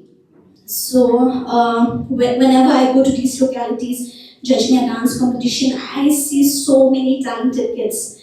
But yes, they don't come from like, you know, a family where they can afford even 500 per month. They cannot afford that. And I don't want just because they cannot afford that their dreams will be pushed down. I just want each and everyone to feel this. Dance is happiness, dance is fun, dance is joy. And I want each and every kid, each and every person to get this in spite of, you know, if their parents can afford or not. So, and even like, you know, even when it comes to taking the instructors in my academy. So, and I think that comes again to the collaboration. Like I still remember Sir said you have to be very careful. So yes, this.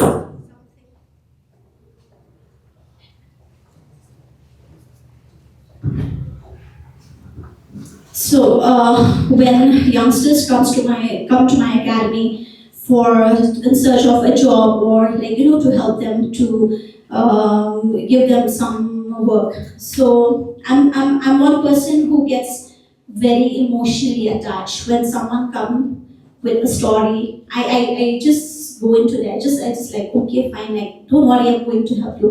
So I always get a scolding from my sister. She's like, you cannot help each and everyone, and we've been backstabbed by so many people as well. So I think I've learned that through in these 10 years as an experience that you should be very careful whom you're hiring at your studio, whom you're hiring at your work, like, you know.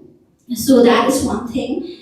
And yes, I would definitely describe myself as that, but then there's another thing. I would also describe myself as a lioness. That is because, so I lost my mom when I was 2 years old. We're just living with my dad. I have my younger sister. So when dad passed away, I was just starting my career. It was not even like 10%. It was just like starting off 5%. So when I lost all my family members, I was there with just my sister, having nothing financially, emotionally, physically, mentally. We were down. So I think I would describe myself as a lioness because it gives me that power to stand up, to fight for myself and my sister. It gives me the courage to go and chase my dreams more because we've seen the worst out of worst. So yes, I think those years, it taught us so many things. So yes, that's all.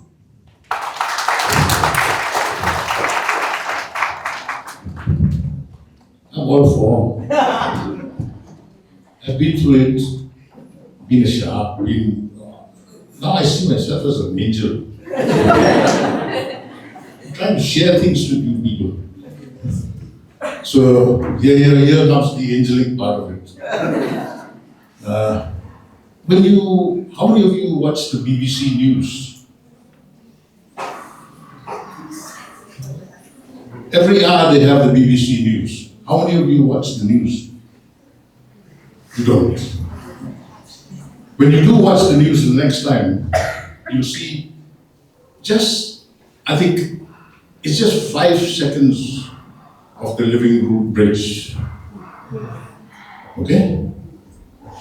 Now, in these past few days, the Living Root Bridge has been in the newspaper, headlines in the newspaper.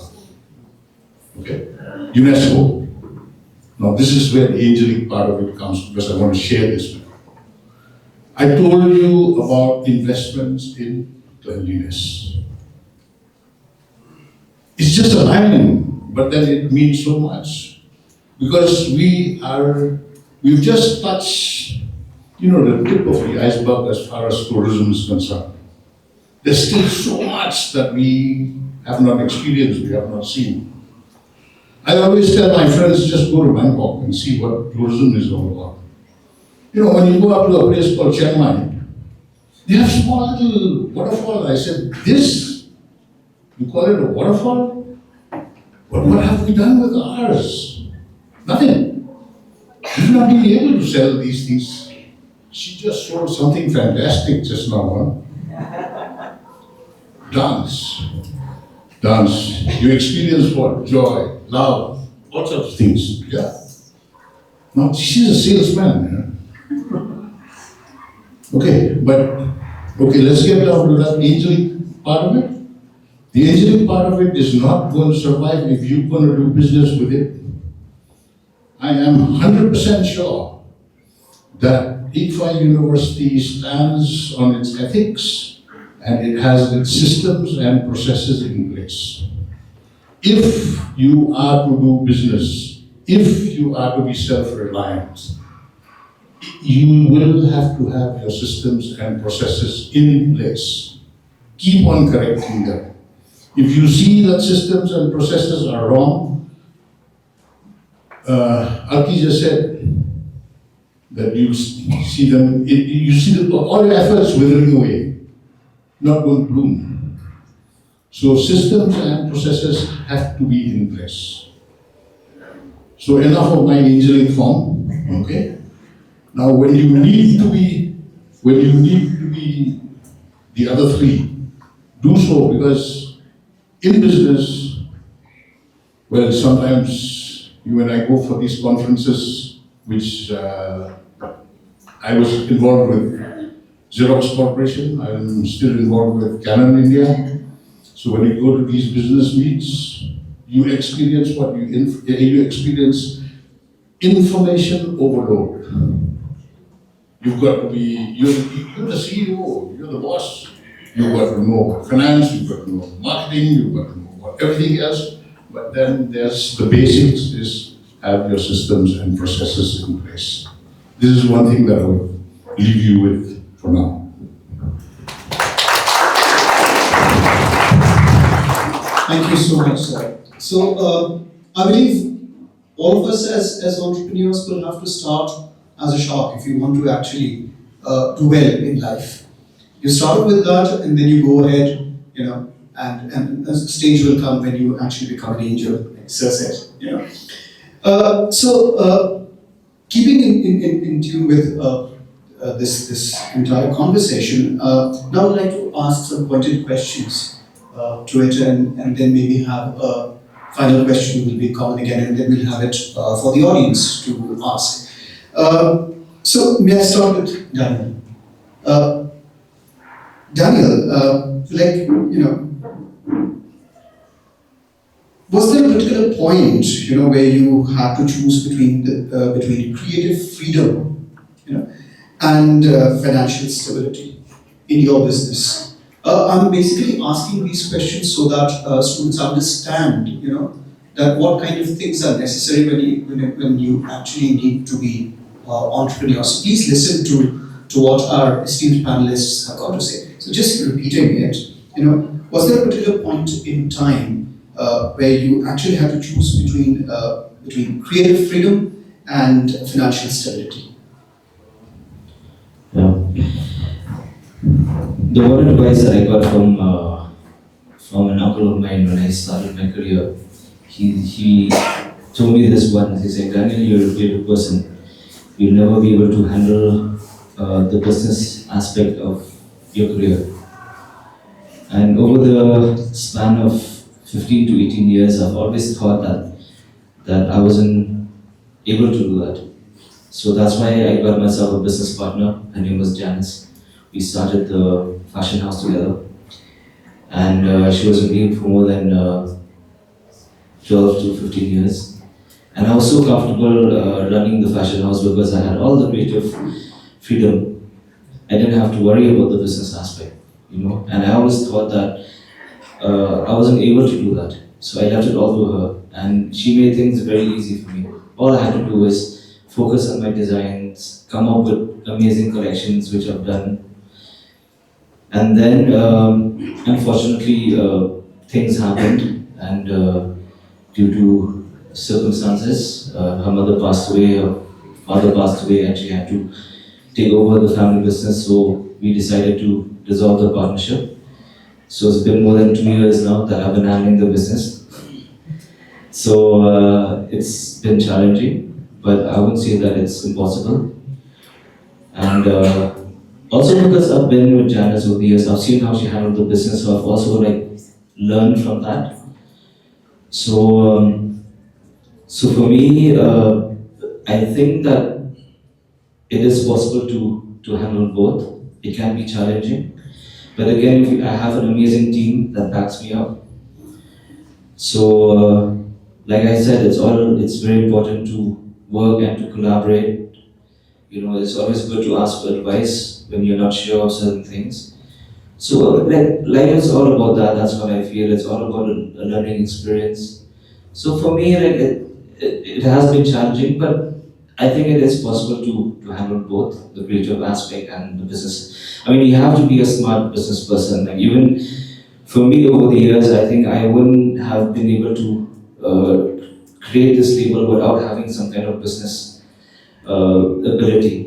Even though I had somebody who was running the reins of the business, but I also had I knew what I had to do. There were certain decisions that I had to make which were good for the business. So I think it's very important. I'm a self-taught designer. I was never formally trained in designing, but this is one advice which I would like to give to anybody who wants to get into the fashion industry. I think it is important to get yourself trained because then you get that solid foundation. And for me, I had to waste a lot of fabrics over the years. That's what I said, because I didn't know how to cut properly. I didn't know how to stitch properly. So, but then if I had that training, it would have helped me. So I think it's important to get yourself trained. I'm talking specifically about the fashion industry. Learn about fashion business. That's also very important because then you get to become like an independent label. So I think, and now we have opportunities in Shillong like NIFT, Bajoria that offer these courses. So for me, from a designer point of view, I think that is my advice. You need to get yourself trained, whether creatively or whether to run a business. I think these are very important. So yeah. Okay. So again, how do you balance this brand identity that you have for yourself? Because you have created a brand for yourself. It's a name. It's not just a label that is there. It's a brand. It's something that is known. Something that everyone appreciates. And when somebody wears, okay, I'm wearing Daniel's here. That is the kind of image that is there. That is the kind of perception of the people. So how do you actually not just build the brand, not just work fashion, but connect with the world, connect with the masses? How do you do that? I think it's very important to be consistent. I mean, consistency is one word that we use a lot in the industry. You need to be relevant. You need to keep up with the times of what the fashion industry is up to, what other designers are doing. I think it's very important you have to keep yourself out there. To keep the brand going. And I think I think nowadays, I won't say it's easier, but we also have great opportunities with social media, so I think having, I think you have to have like really good social media skills, or you hire somebody who can do that for you, because it's free advertising. What you put up on Instagram, on Twitter, I mean, it's there for the world to see. It's not like before when we started, it was all just newspaper clippings, that we could get ourselves and our work, to be put up. But now I think social media is so relevant. I think you need to take it seriously. You need to have, if not a team or somebody who can do it for you, because I think that's one thing that keeps you, like I said, relevant. Thank you so much, Daniel. May I ask, at this moment, ma'am, you are a fitness trainer, you are a choreographer, and I'm sure many people love to dance. Even if you don't know how to dance, you still dance, somewhere down the line. So, what does it actually take for you to turn this passion, because perhaps you have this passion and that's why you came into this business. So what does it take to turn this passion into a sustainable business for you? So at first, I was working a 9-to-5 job in Nazareth Hospital. It was okay, like financially it was fine. But then I was not happy deep inside. I'm one person who won't like sitting in one place. I love to move around. So the first thing that I did was I took risk, a very big risk. Like, moving from that financially stable job to just actually chasing your dreams, dance and fitness, which at that time it was not that popular in Shillong. So the first thing I did was take risk. And after that I went and get trained. And like I said, when I came back, there was no Zumba, there was hardly any fitness center in Shillong. So when I came back, I was like it was a very difficult phase for me. But then another thing is I work so hard. I work hard day and night. Like, the people who know me, they know me that I wake up at 5, I go to the gym at 6, I work in different studios till 9 till 10 p.m. at night. So at first it was just passion, and then I realized as I grew older, I need to take care of my family. And I had to do something else to be able to earn, to help at home. So when at first it was just a passion for me, and then how I turned it into a career. At first it was just like, okay, I'm just going to work and I'm just going to help people. But then when I saw those 2 students, when I started my career the first time, when I saw those 2 students, from those 2 students, it increased to 10 students. So, and I've seen like it has increased not only financially, but as well as they came up with the feedbacks, like how it has helped them, be it physically, be it mentally. So at first, after that, when, the 10 clients from there, then after that I started doing collaborations, like I said, with RK and all. So I see it like, wow, it's a nice business of doing, like it's a good business to start, the dance and the fitness, because there were less studios at that time.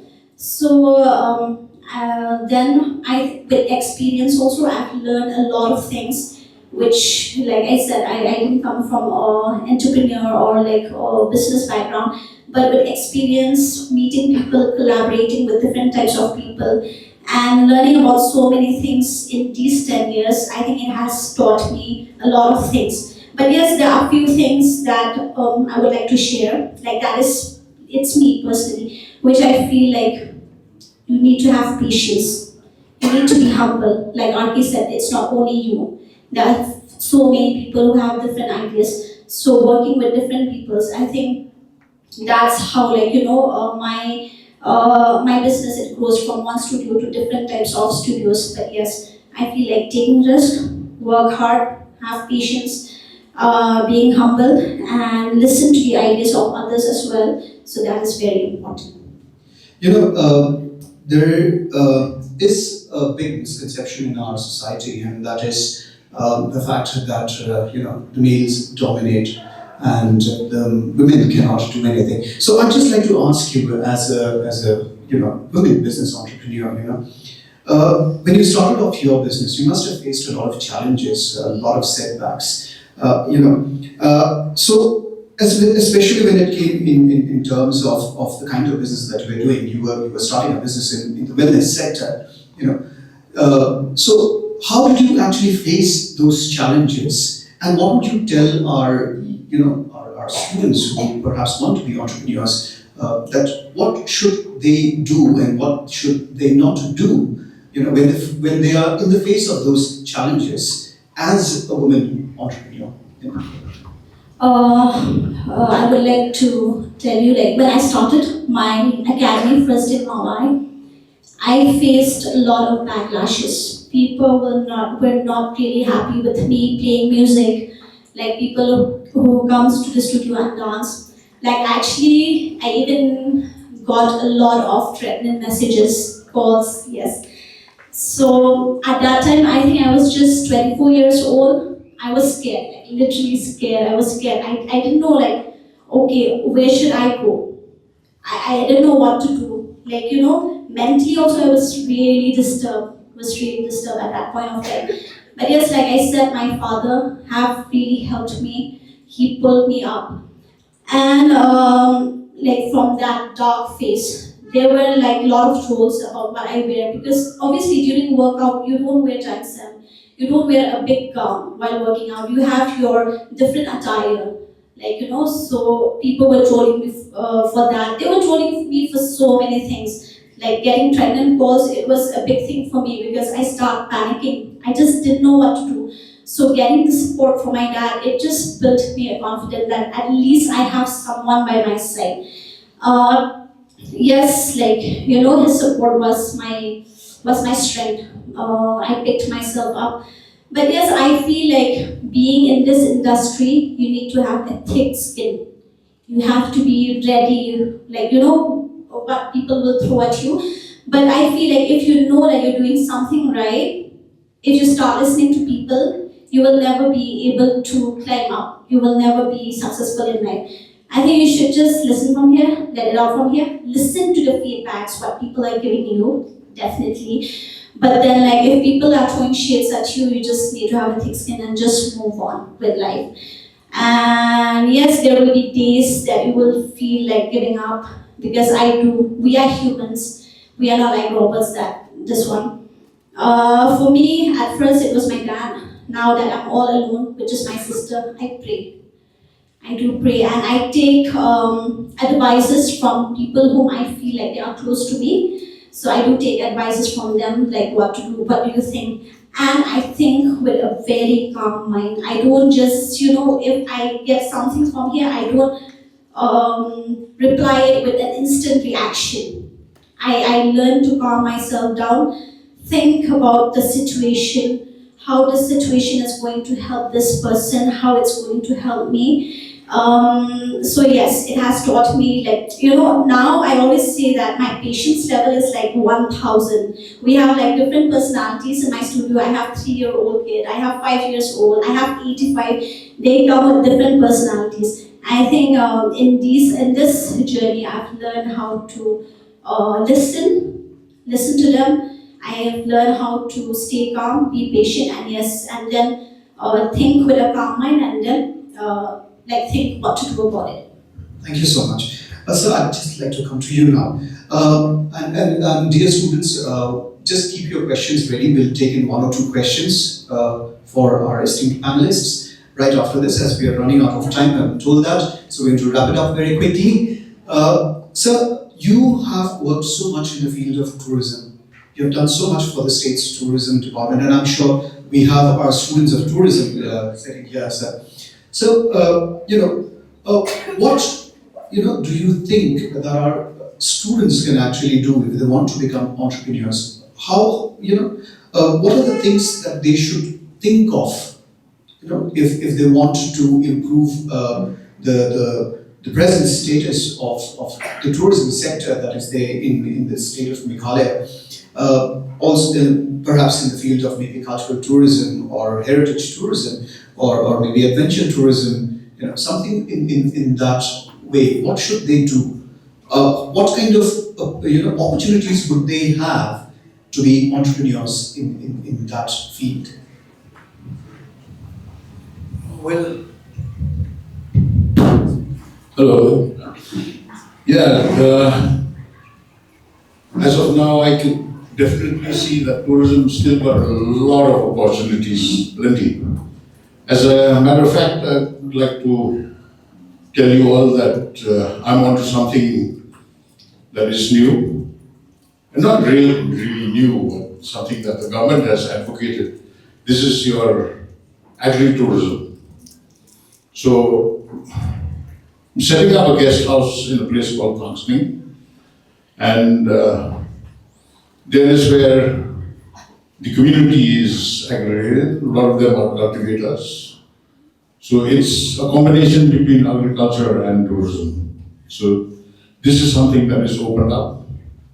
Apart from that, like when you're talking about fashion, when you're talking about other things, but what I see is when I come back from Thailand every year is I see the Thais always coming up with something new. I don't know how many of you have traveled overseas, but I've done my fair bit of traveling. And one thing that amazed me this time when I saw in Bangkok was this sea world that they have, which they have in Dubai, which they have in Japan, and they have a big aquarium. It's like a big tube where you have a lot of fish in it and different kind of things. But the Thais have gone one step ahead. They put glass bottom board right on top so that you can see down. So they think, they always come up with new ideas. We can come up with a lot of new ideas. I think Daniel or somebody said that, there is an opportunity of souvenirs. See, there's so much that one can do. We ourselves have come up with a spice box. There's a lot of spices that is available. And we've come up with this spice box which is customized. I can customize it for anybody. So you just got to use your head. Now, we also have another thing that is an opportunity that is there is massage parlors. I'm not talking about massage parlors like people talk about. See, here in Meghalaya, we have a lot of traditional knowledge, traditional healing. So, supposing I can sort of fuse together the traditional massage with your leisure massage that is from Bangkok or from Thailand, what can happen? People go for a trek down the Living Road Bridge, 3,000 steps, come up for 3,000 steps more. They're tired. If somebody is going to give them a massage, they pay money. So things like that. So there are so many things which you can think of. So it's endless. I don't know what else I can think of right now. These are the things that is bouncing off me. But I would like to leave you all really, that tourism is it's still holding so much promise. But we should look after our environment. Look at what we are doing. When I was small, when I was young, a child, I relished those memories. Those memories that I have of going down to Cherrapunji to Sora, where everything was pristine. Now you see the landscape, it's all scarred. Everybody is digging. Everybody is scarring the landscape. There is nobody is being sensitive towards it. So these are the kind of things when we were talking about investing in cleanliness, and we're also investing in environment. And how many of you also, like when you said an opportunity, there was a smart thought that came up from one of the politicians, I don't know which one, but then I have my respects for him, whoever he is, I don't remember now. But connecting the Sora circuit to Mawsonram, now that is something that if it works, it's going to be fantastic. And they are going to also set up what they say a rail museum in Mawsonram. Now these two things are going to be big time players. It's going to open a world of opportunity for our youngsters. A really big opportunity was going to come in. If these two projects come up, I am 100% sure that the Rail Museum will come up because their work has already started. But if Sora and Mawsonram is ever connected, it's just going to open up so much more. That's it, sir. Yes. Just adding to what you were saying earlier, Maribok, about sustainability and island and what people out there are doing. So just to add to that and just to give a small clarification, we also believe in sustainability as a brand. And so, as you all know, I work with the India, which is 100% organic and all that. So we also do like whatever leftover fabrics that we have from our collections or from our garments, we make sure that we don't waste those fabrics and we turn them into accessories also and home furnishings. So that's what we've been doing over the years. And like I said, like when we started working with the India, which was Tenny's dream, no one knew about the India, you know, and it was his dream to put India on the world. And it's so inspiring because a few months ago the government opened up the India resort in Nongpor. Yeah, the Icfai. So, which is part of a resort, and they also have a weaving center there where they give training. So this was Tenny's dream thing. So over the years, we've seen how the weaving community has evolved, how the weaving community has grown. And so for me, that's what gives me hope to keep doing this. So just to add to whatever you're saying, I think we do have a government that is very proactive, that is very supportive. We have now so many designers who are working with the India, who are working with the weaving community. And I've seen how the India has evolved and has grown over the years.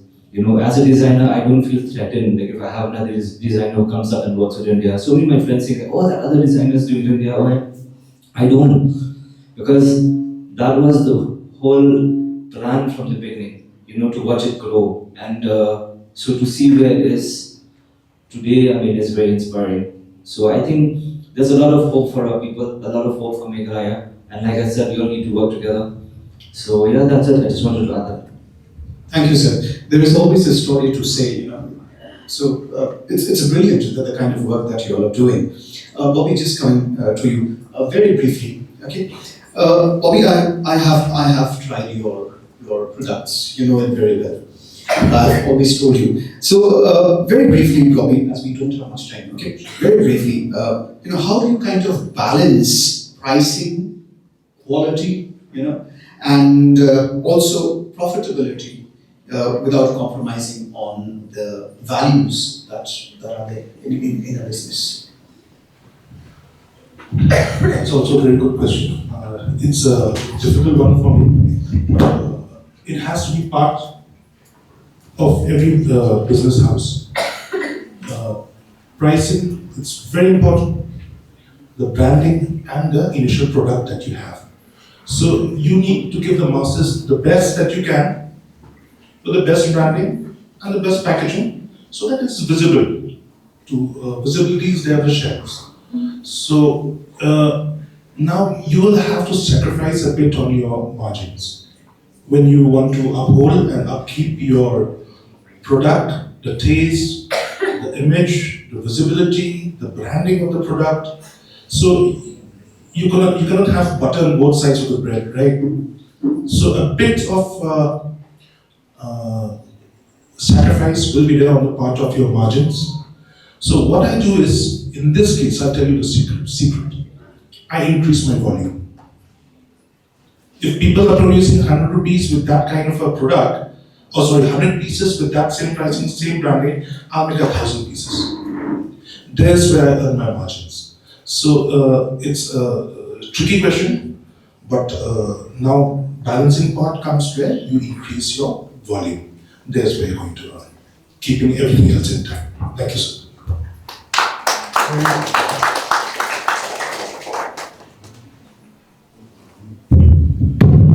So, very brief but very impactful kind of an answer. Thank you, Bobby. Coming to Arki, there's a saying that every product is actually, subject to kind of market risks. So, what basically has been the USP of your brand, or your product or the service that you have given that has actually generated consumer love? Because without the consumers, none of your products are actually usable. So, very briefly again. Yeah, definitely. So when I first started, not just ISNG, when I started Touchline as well, I was always riding on one word and one word only: trust. If people trust my brand, after that I can just scale. I always work on 5S model, which is sustainability, scalability, blah blah blah, all that stuff.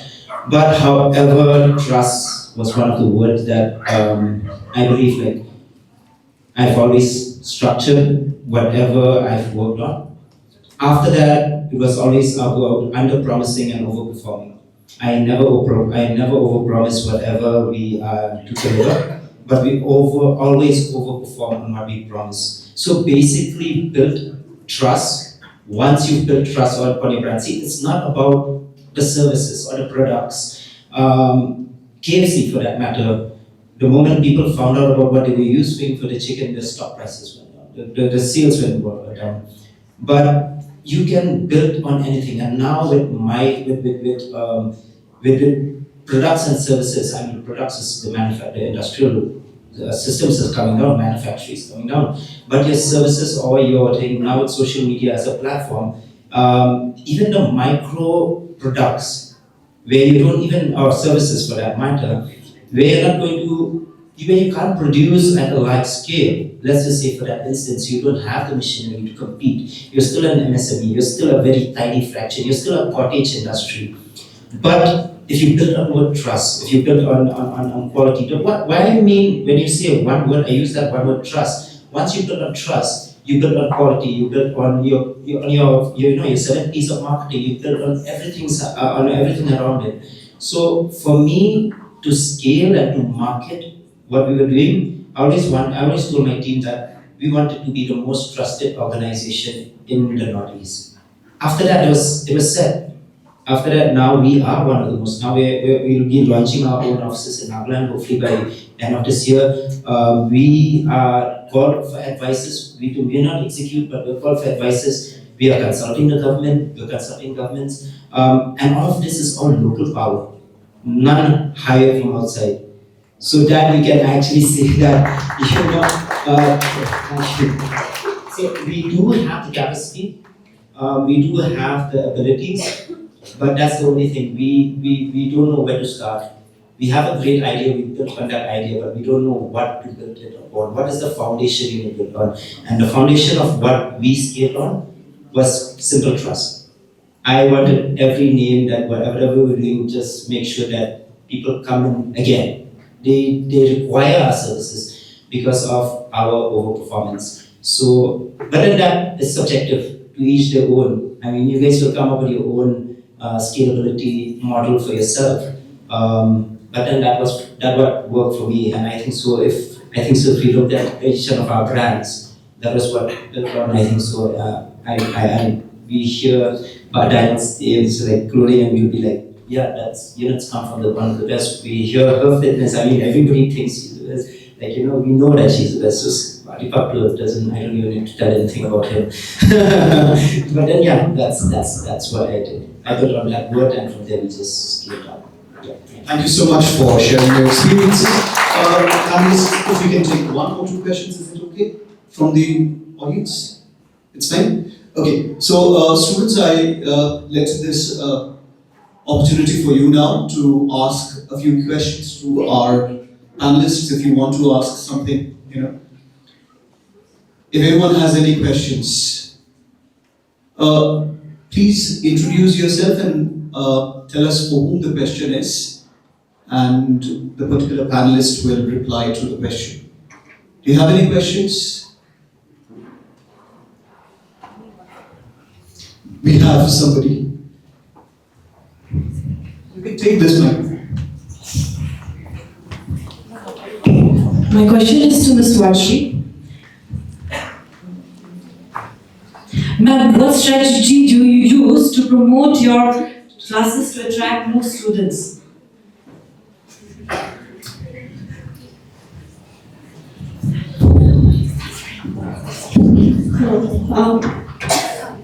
I think what Arki have just said, the trust.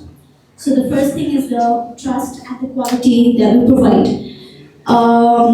The fitness activities that we give in our studio, there's no other studio, there's no studio in Meghalaya that is giving the same service that we are giving. So the first thing is trust, obviously, and equality, and the different fitness activities that we provide.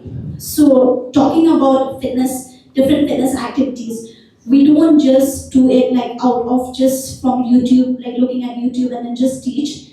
We go and get certified ourselves from outside. So getting trained in different fitness activities is very important, because you have to see your client. Different client will come to your classes, be it with knee injury, be it with back injury, be it with lost weight, or be it gaining weight. So you need to get yourself skilled with everything. Suppose, like in my case, I'm opening a studio and I don't even have a basic knowledge about maybe someone who comes to me with a diabetes, a diabetic patient, and I don't even know, like, okay, you're a diabetic patient, I don't even know what is diabetes, what are the things that I need to give him the fitness activities, or what are the diet that, he or she needs to maintain his diet. So I feel like, getting yourself skilled, getting proper training is very important.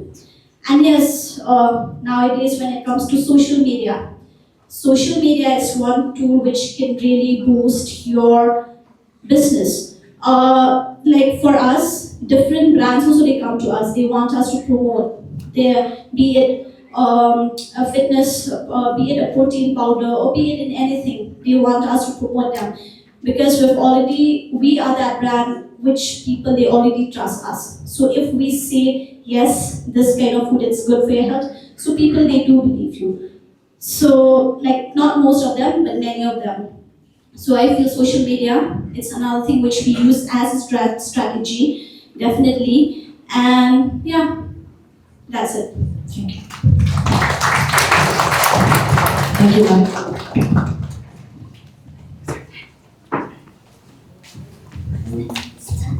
Do we have any more questions? I think we can take one more. Okay. First of all, thank you to all the panelists for sharing your journey. It really inspired me. So this question is to Sir Bobby. So what advice would you give to students, those who are present here, and who want to start a business but feel unprepared?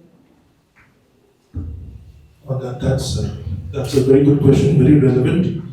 99%, I would tell you frankly, from my point of view, let's leave the books everything aside. 99% of any person trying to start a business is the finance part. I face the same. So you have to get you have to come to know about the nitty-gritties of all your finance, from where you should take it, be your family, be your friends, be the bank, be the government. So my advice is that be prepared for that. What I did was I had a job. So my job sustained the business. So like I told just some time back, that don't test the depth of the water with both feet. I did that. So my business, my earnings from my company, I invested in the business. At the same time, I took a bit of loans, then a lot of risk. So that is my advice to you, because 99% of any business fails because of finance. most of us don't have that capital. Business sometimes are capital intensive, whether you want to have a production plant or you want to have you want to make any kind of like ma'am has a studio, sir has got into sports and any kind of business, all capital intensive. So capital and finance is very important. What I'll suggest you is take a job first. If you're a first time business person, work in the corporates, work in the private sector, learn from them, assimilate your thoughts, your minds, what you have learned in your books with the SOPs of the company, so that you will learn practical. See, whatever I learned during my MBA days, it was all put into use into my corporate career. I'm not lying to you. So I learned I learned marketing, finance, I learned HR practically from the companies. So that is what made me think and save a lot of money. I don't need to save. So wherever you're going, don't spend. Keep that money for later and make use of the government. The government has wonderful schemes. All right. So the banks and the government. So if I tell you as of today, 10 lakhs the bank will just give you if you have a proper DPR. You just need your Aadhaar card, Epic card, your PAN card.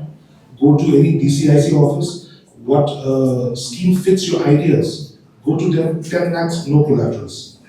Above 10 lakhs is with collaterals. All right. So try that, because I came from that path. I'm telling you that if your family is well off, if you have people to back you up from behind, well and good. And yeah. So thank you. Thank you. Yeah. Thank you, sir. Sorry, we had to cut you down because we're running short of time, absolutely running short of time. We just have one more question. We'll take this last question. Yes, please go ahead. This is for? Sir, Bobby again. Okay, Bobby, be brief. So I'll monitor my watch. If you don't mind, sir, we would like to ask one question. That is, how does your product or services stand out for the rest that already there in our society?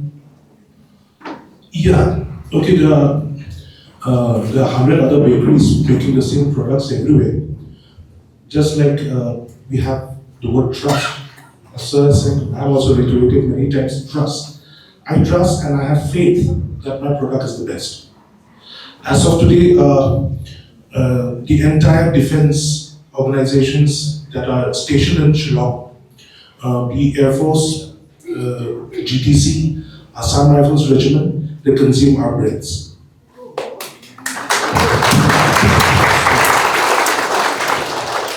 I'm happy that I'm part of that journey. It's only 3 years that we have been supplying them. We are the chief suppliers for the entire defense parties. So that is all the trust that I have in my product. If this is my product, I think it's number one. The rest don't stand a chance. So that is what I always have in my mind, and the faith that it's better than the rest. And knowing the fact that I really make them the best. Thank you. Thank you.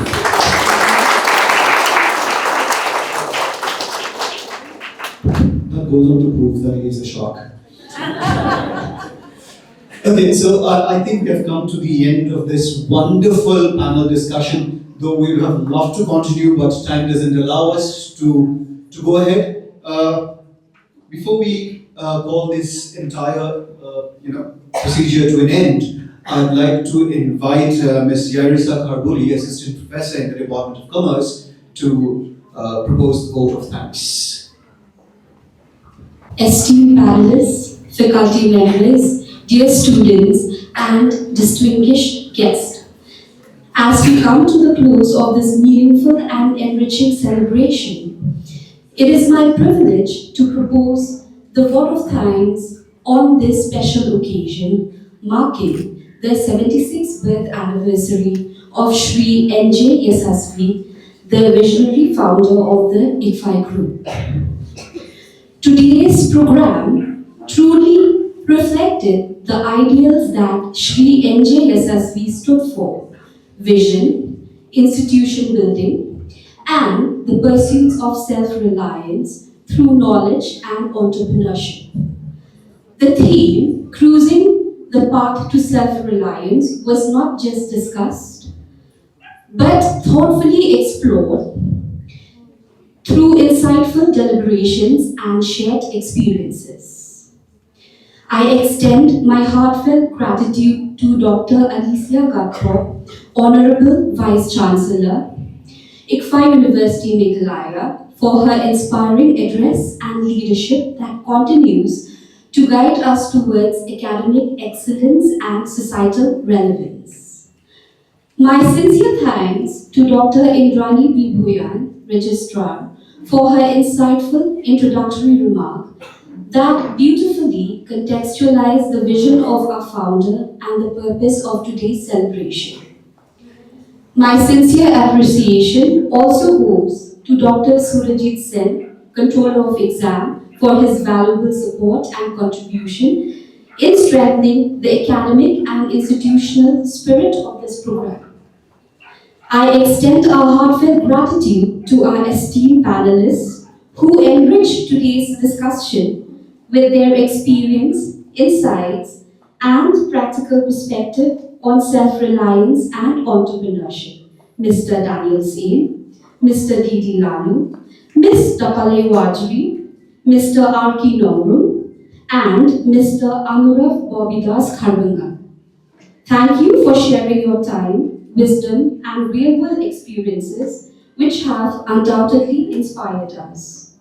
We also sincerely thank the media partner, Batesi TV, for their presence and coverage, helping us extend the message of this program beyond the campus and into the wider community.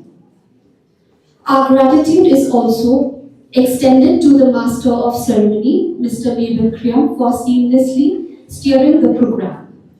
I sincerely thank all the faculty and non-faculty members, organizing committees, volunteers, whose dedication and coordinated efforts ensure the smooth and successful conduct of this program. Above all, we thank each one of you for your presence, participation, and engagement, which truly gave meaning to this celebration. Let us carry forward the legacy of Shri N.J. Yasaswy by continuing to nurture ideas, empower minds, and build a future rooted in self-reliance, integrity, and excellence. With this, I once again thank you all and wish you a pleasant afternoon. Thank you.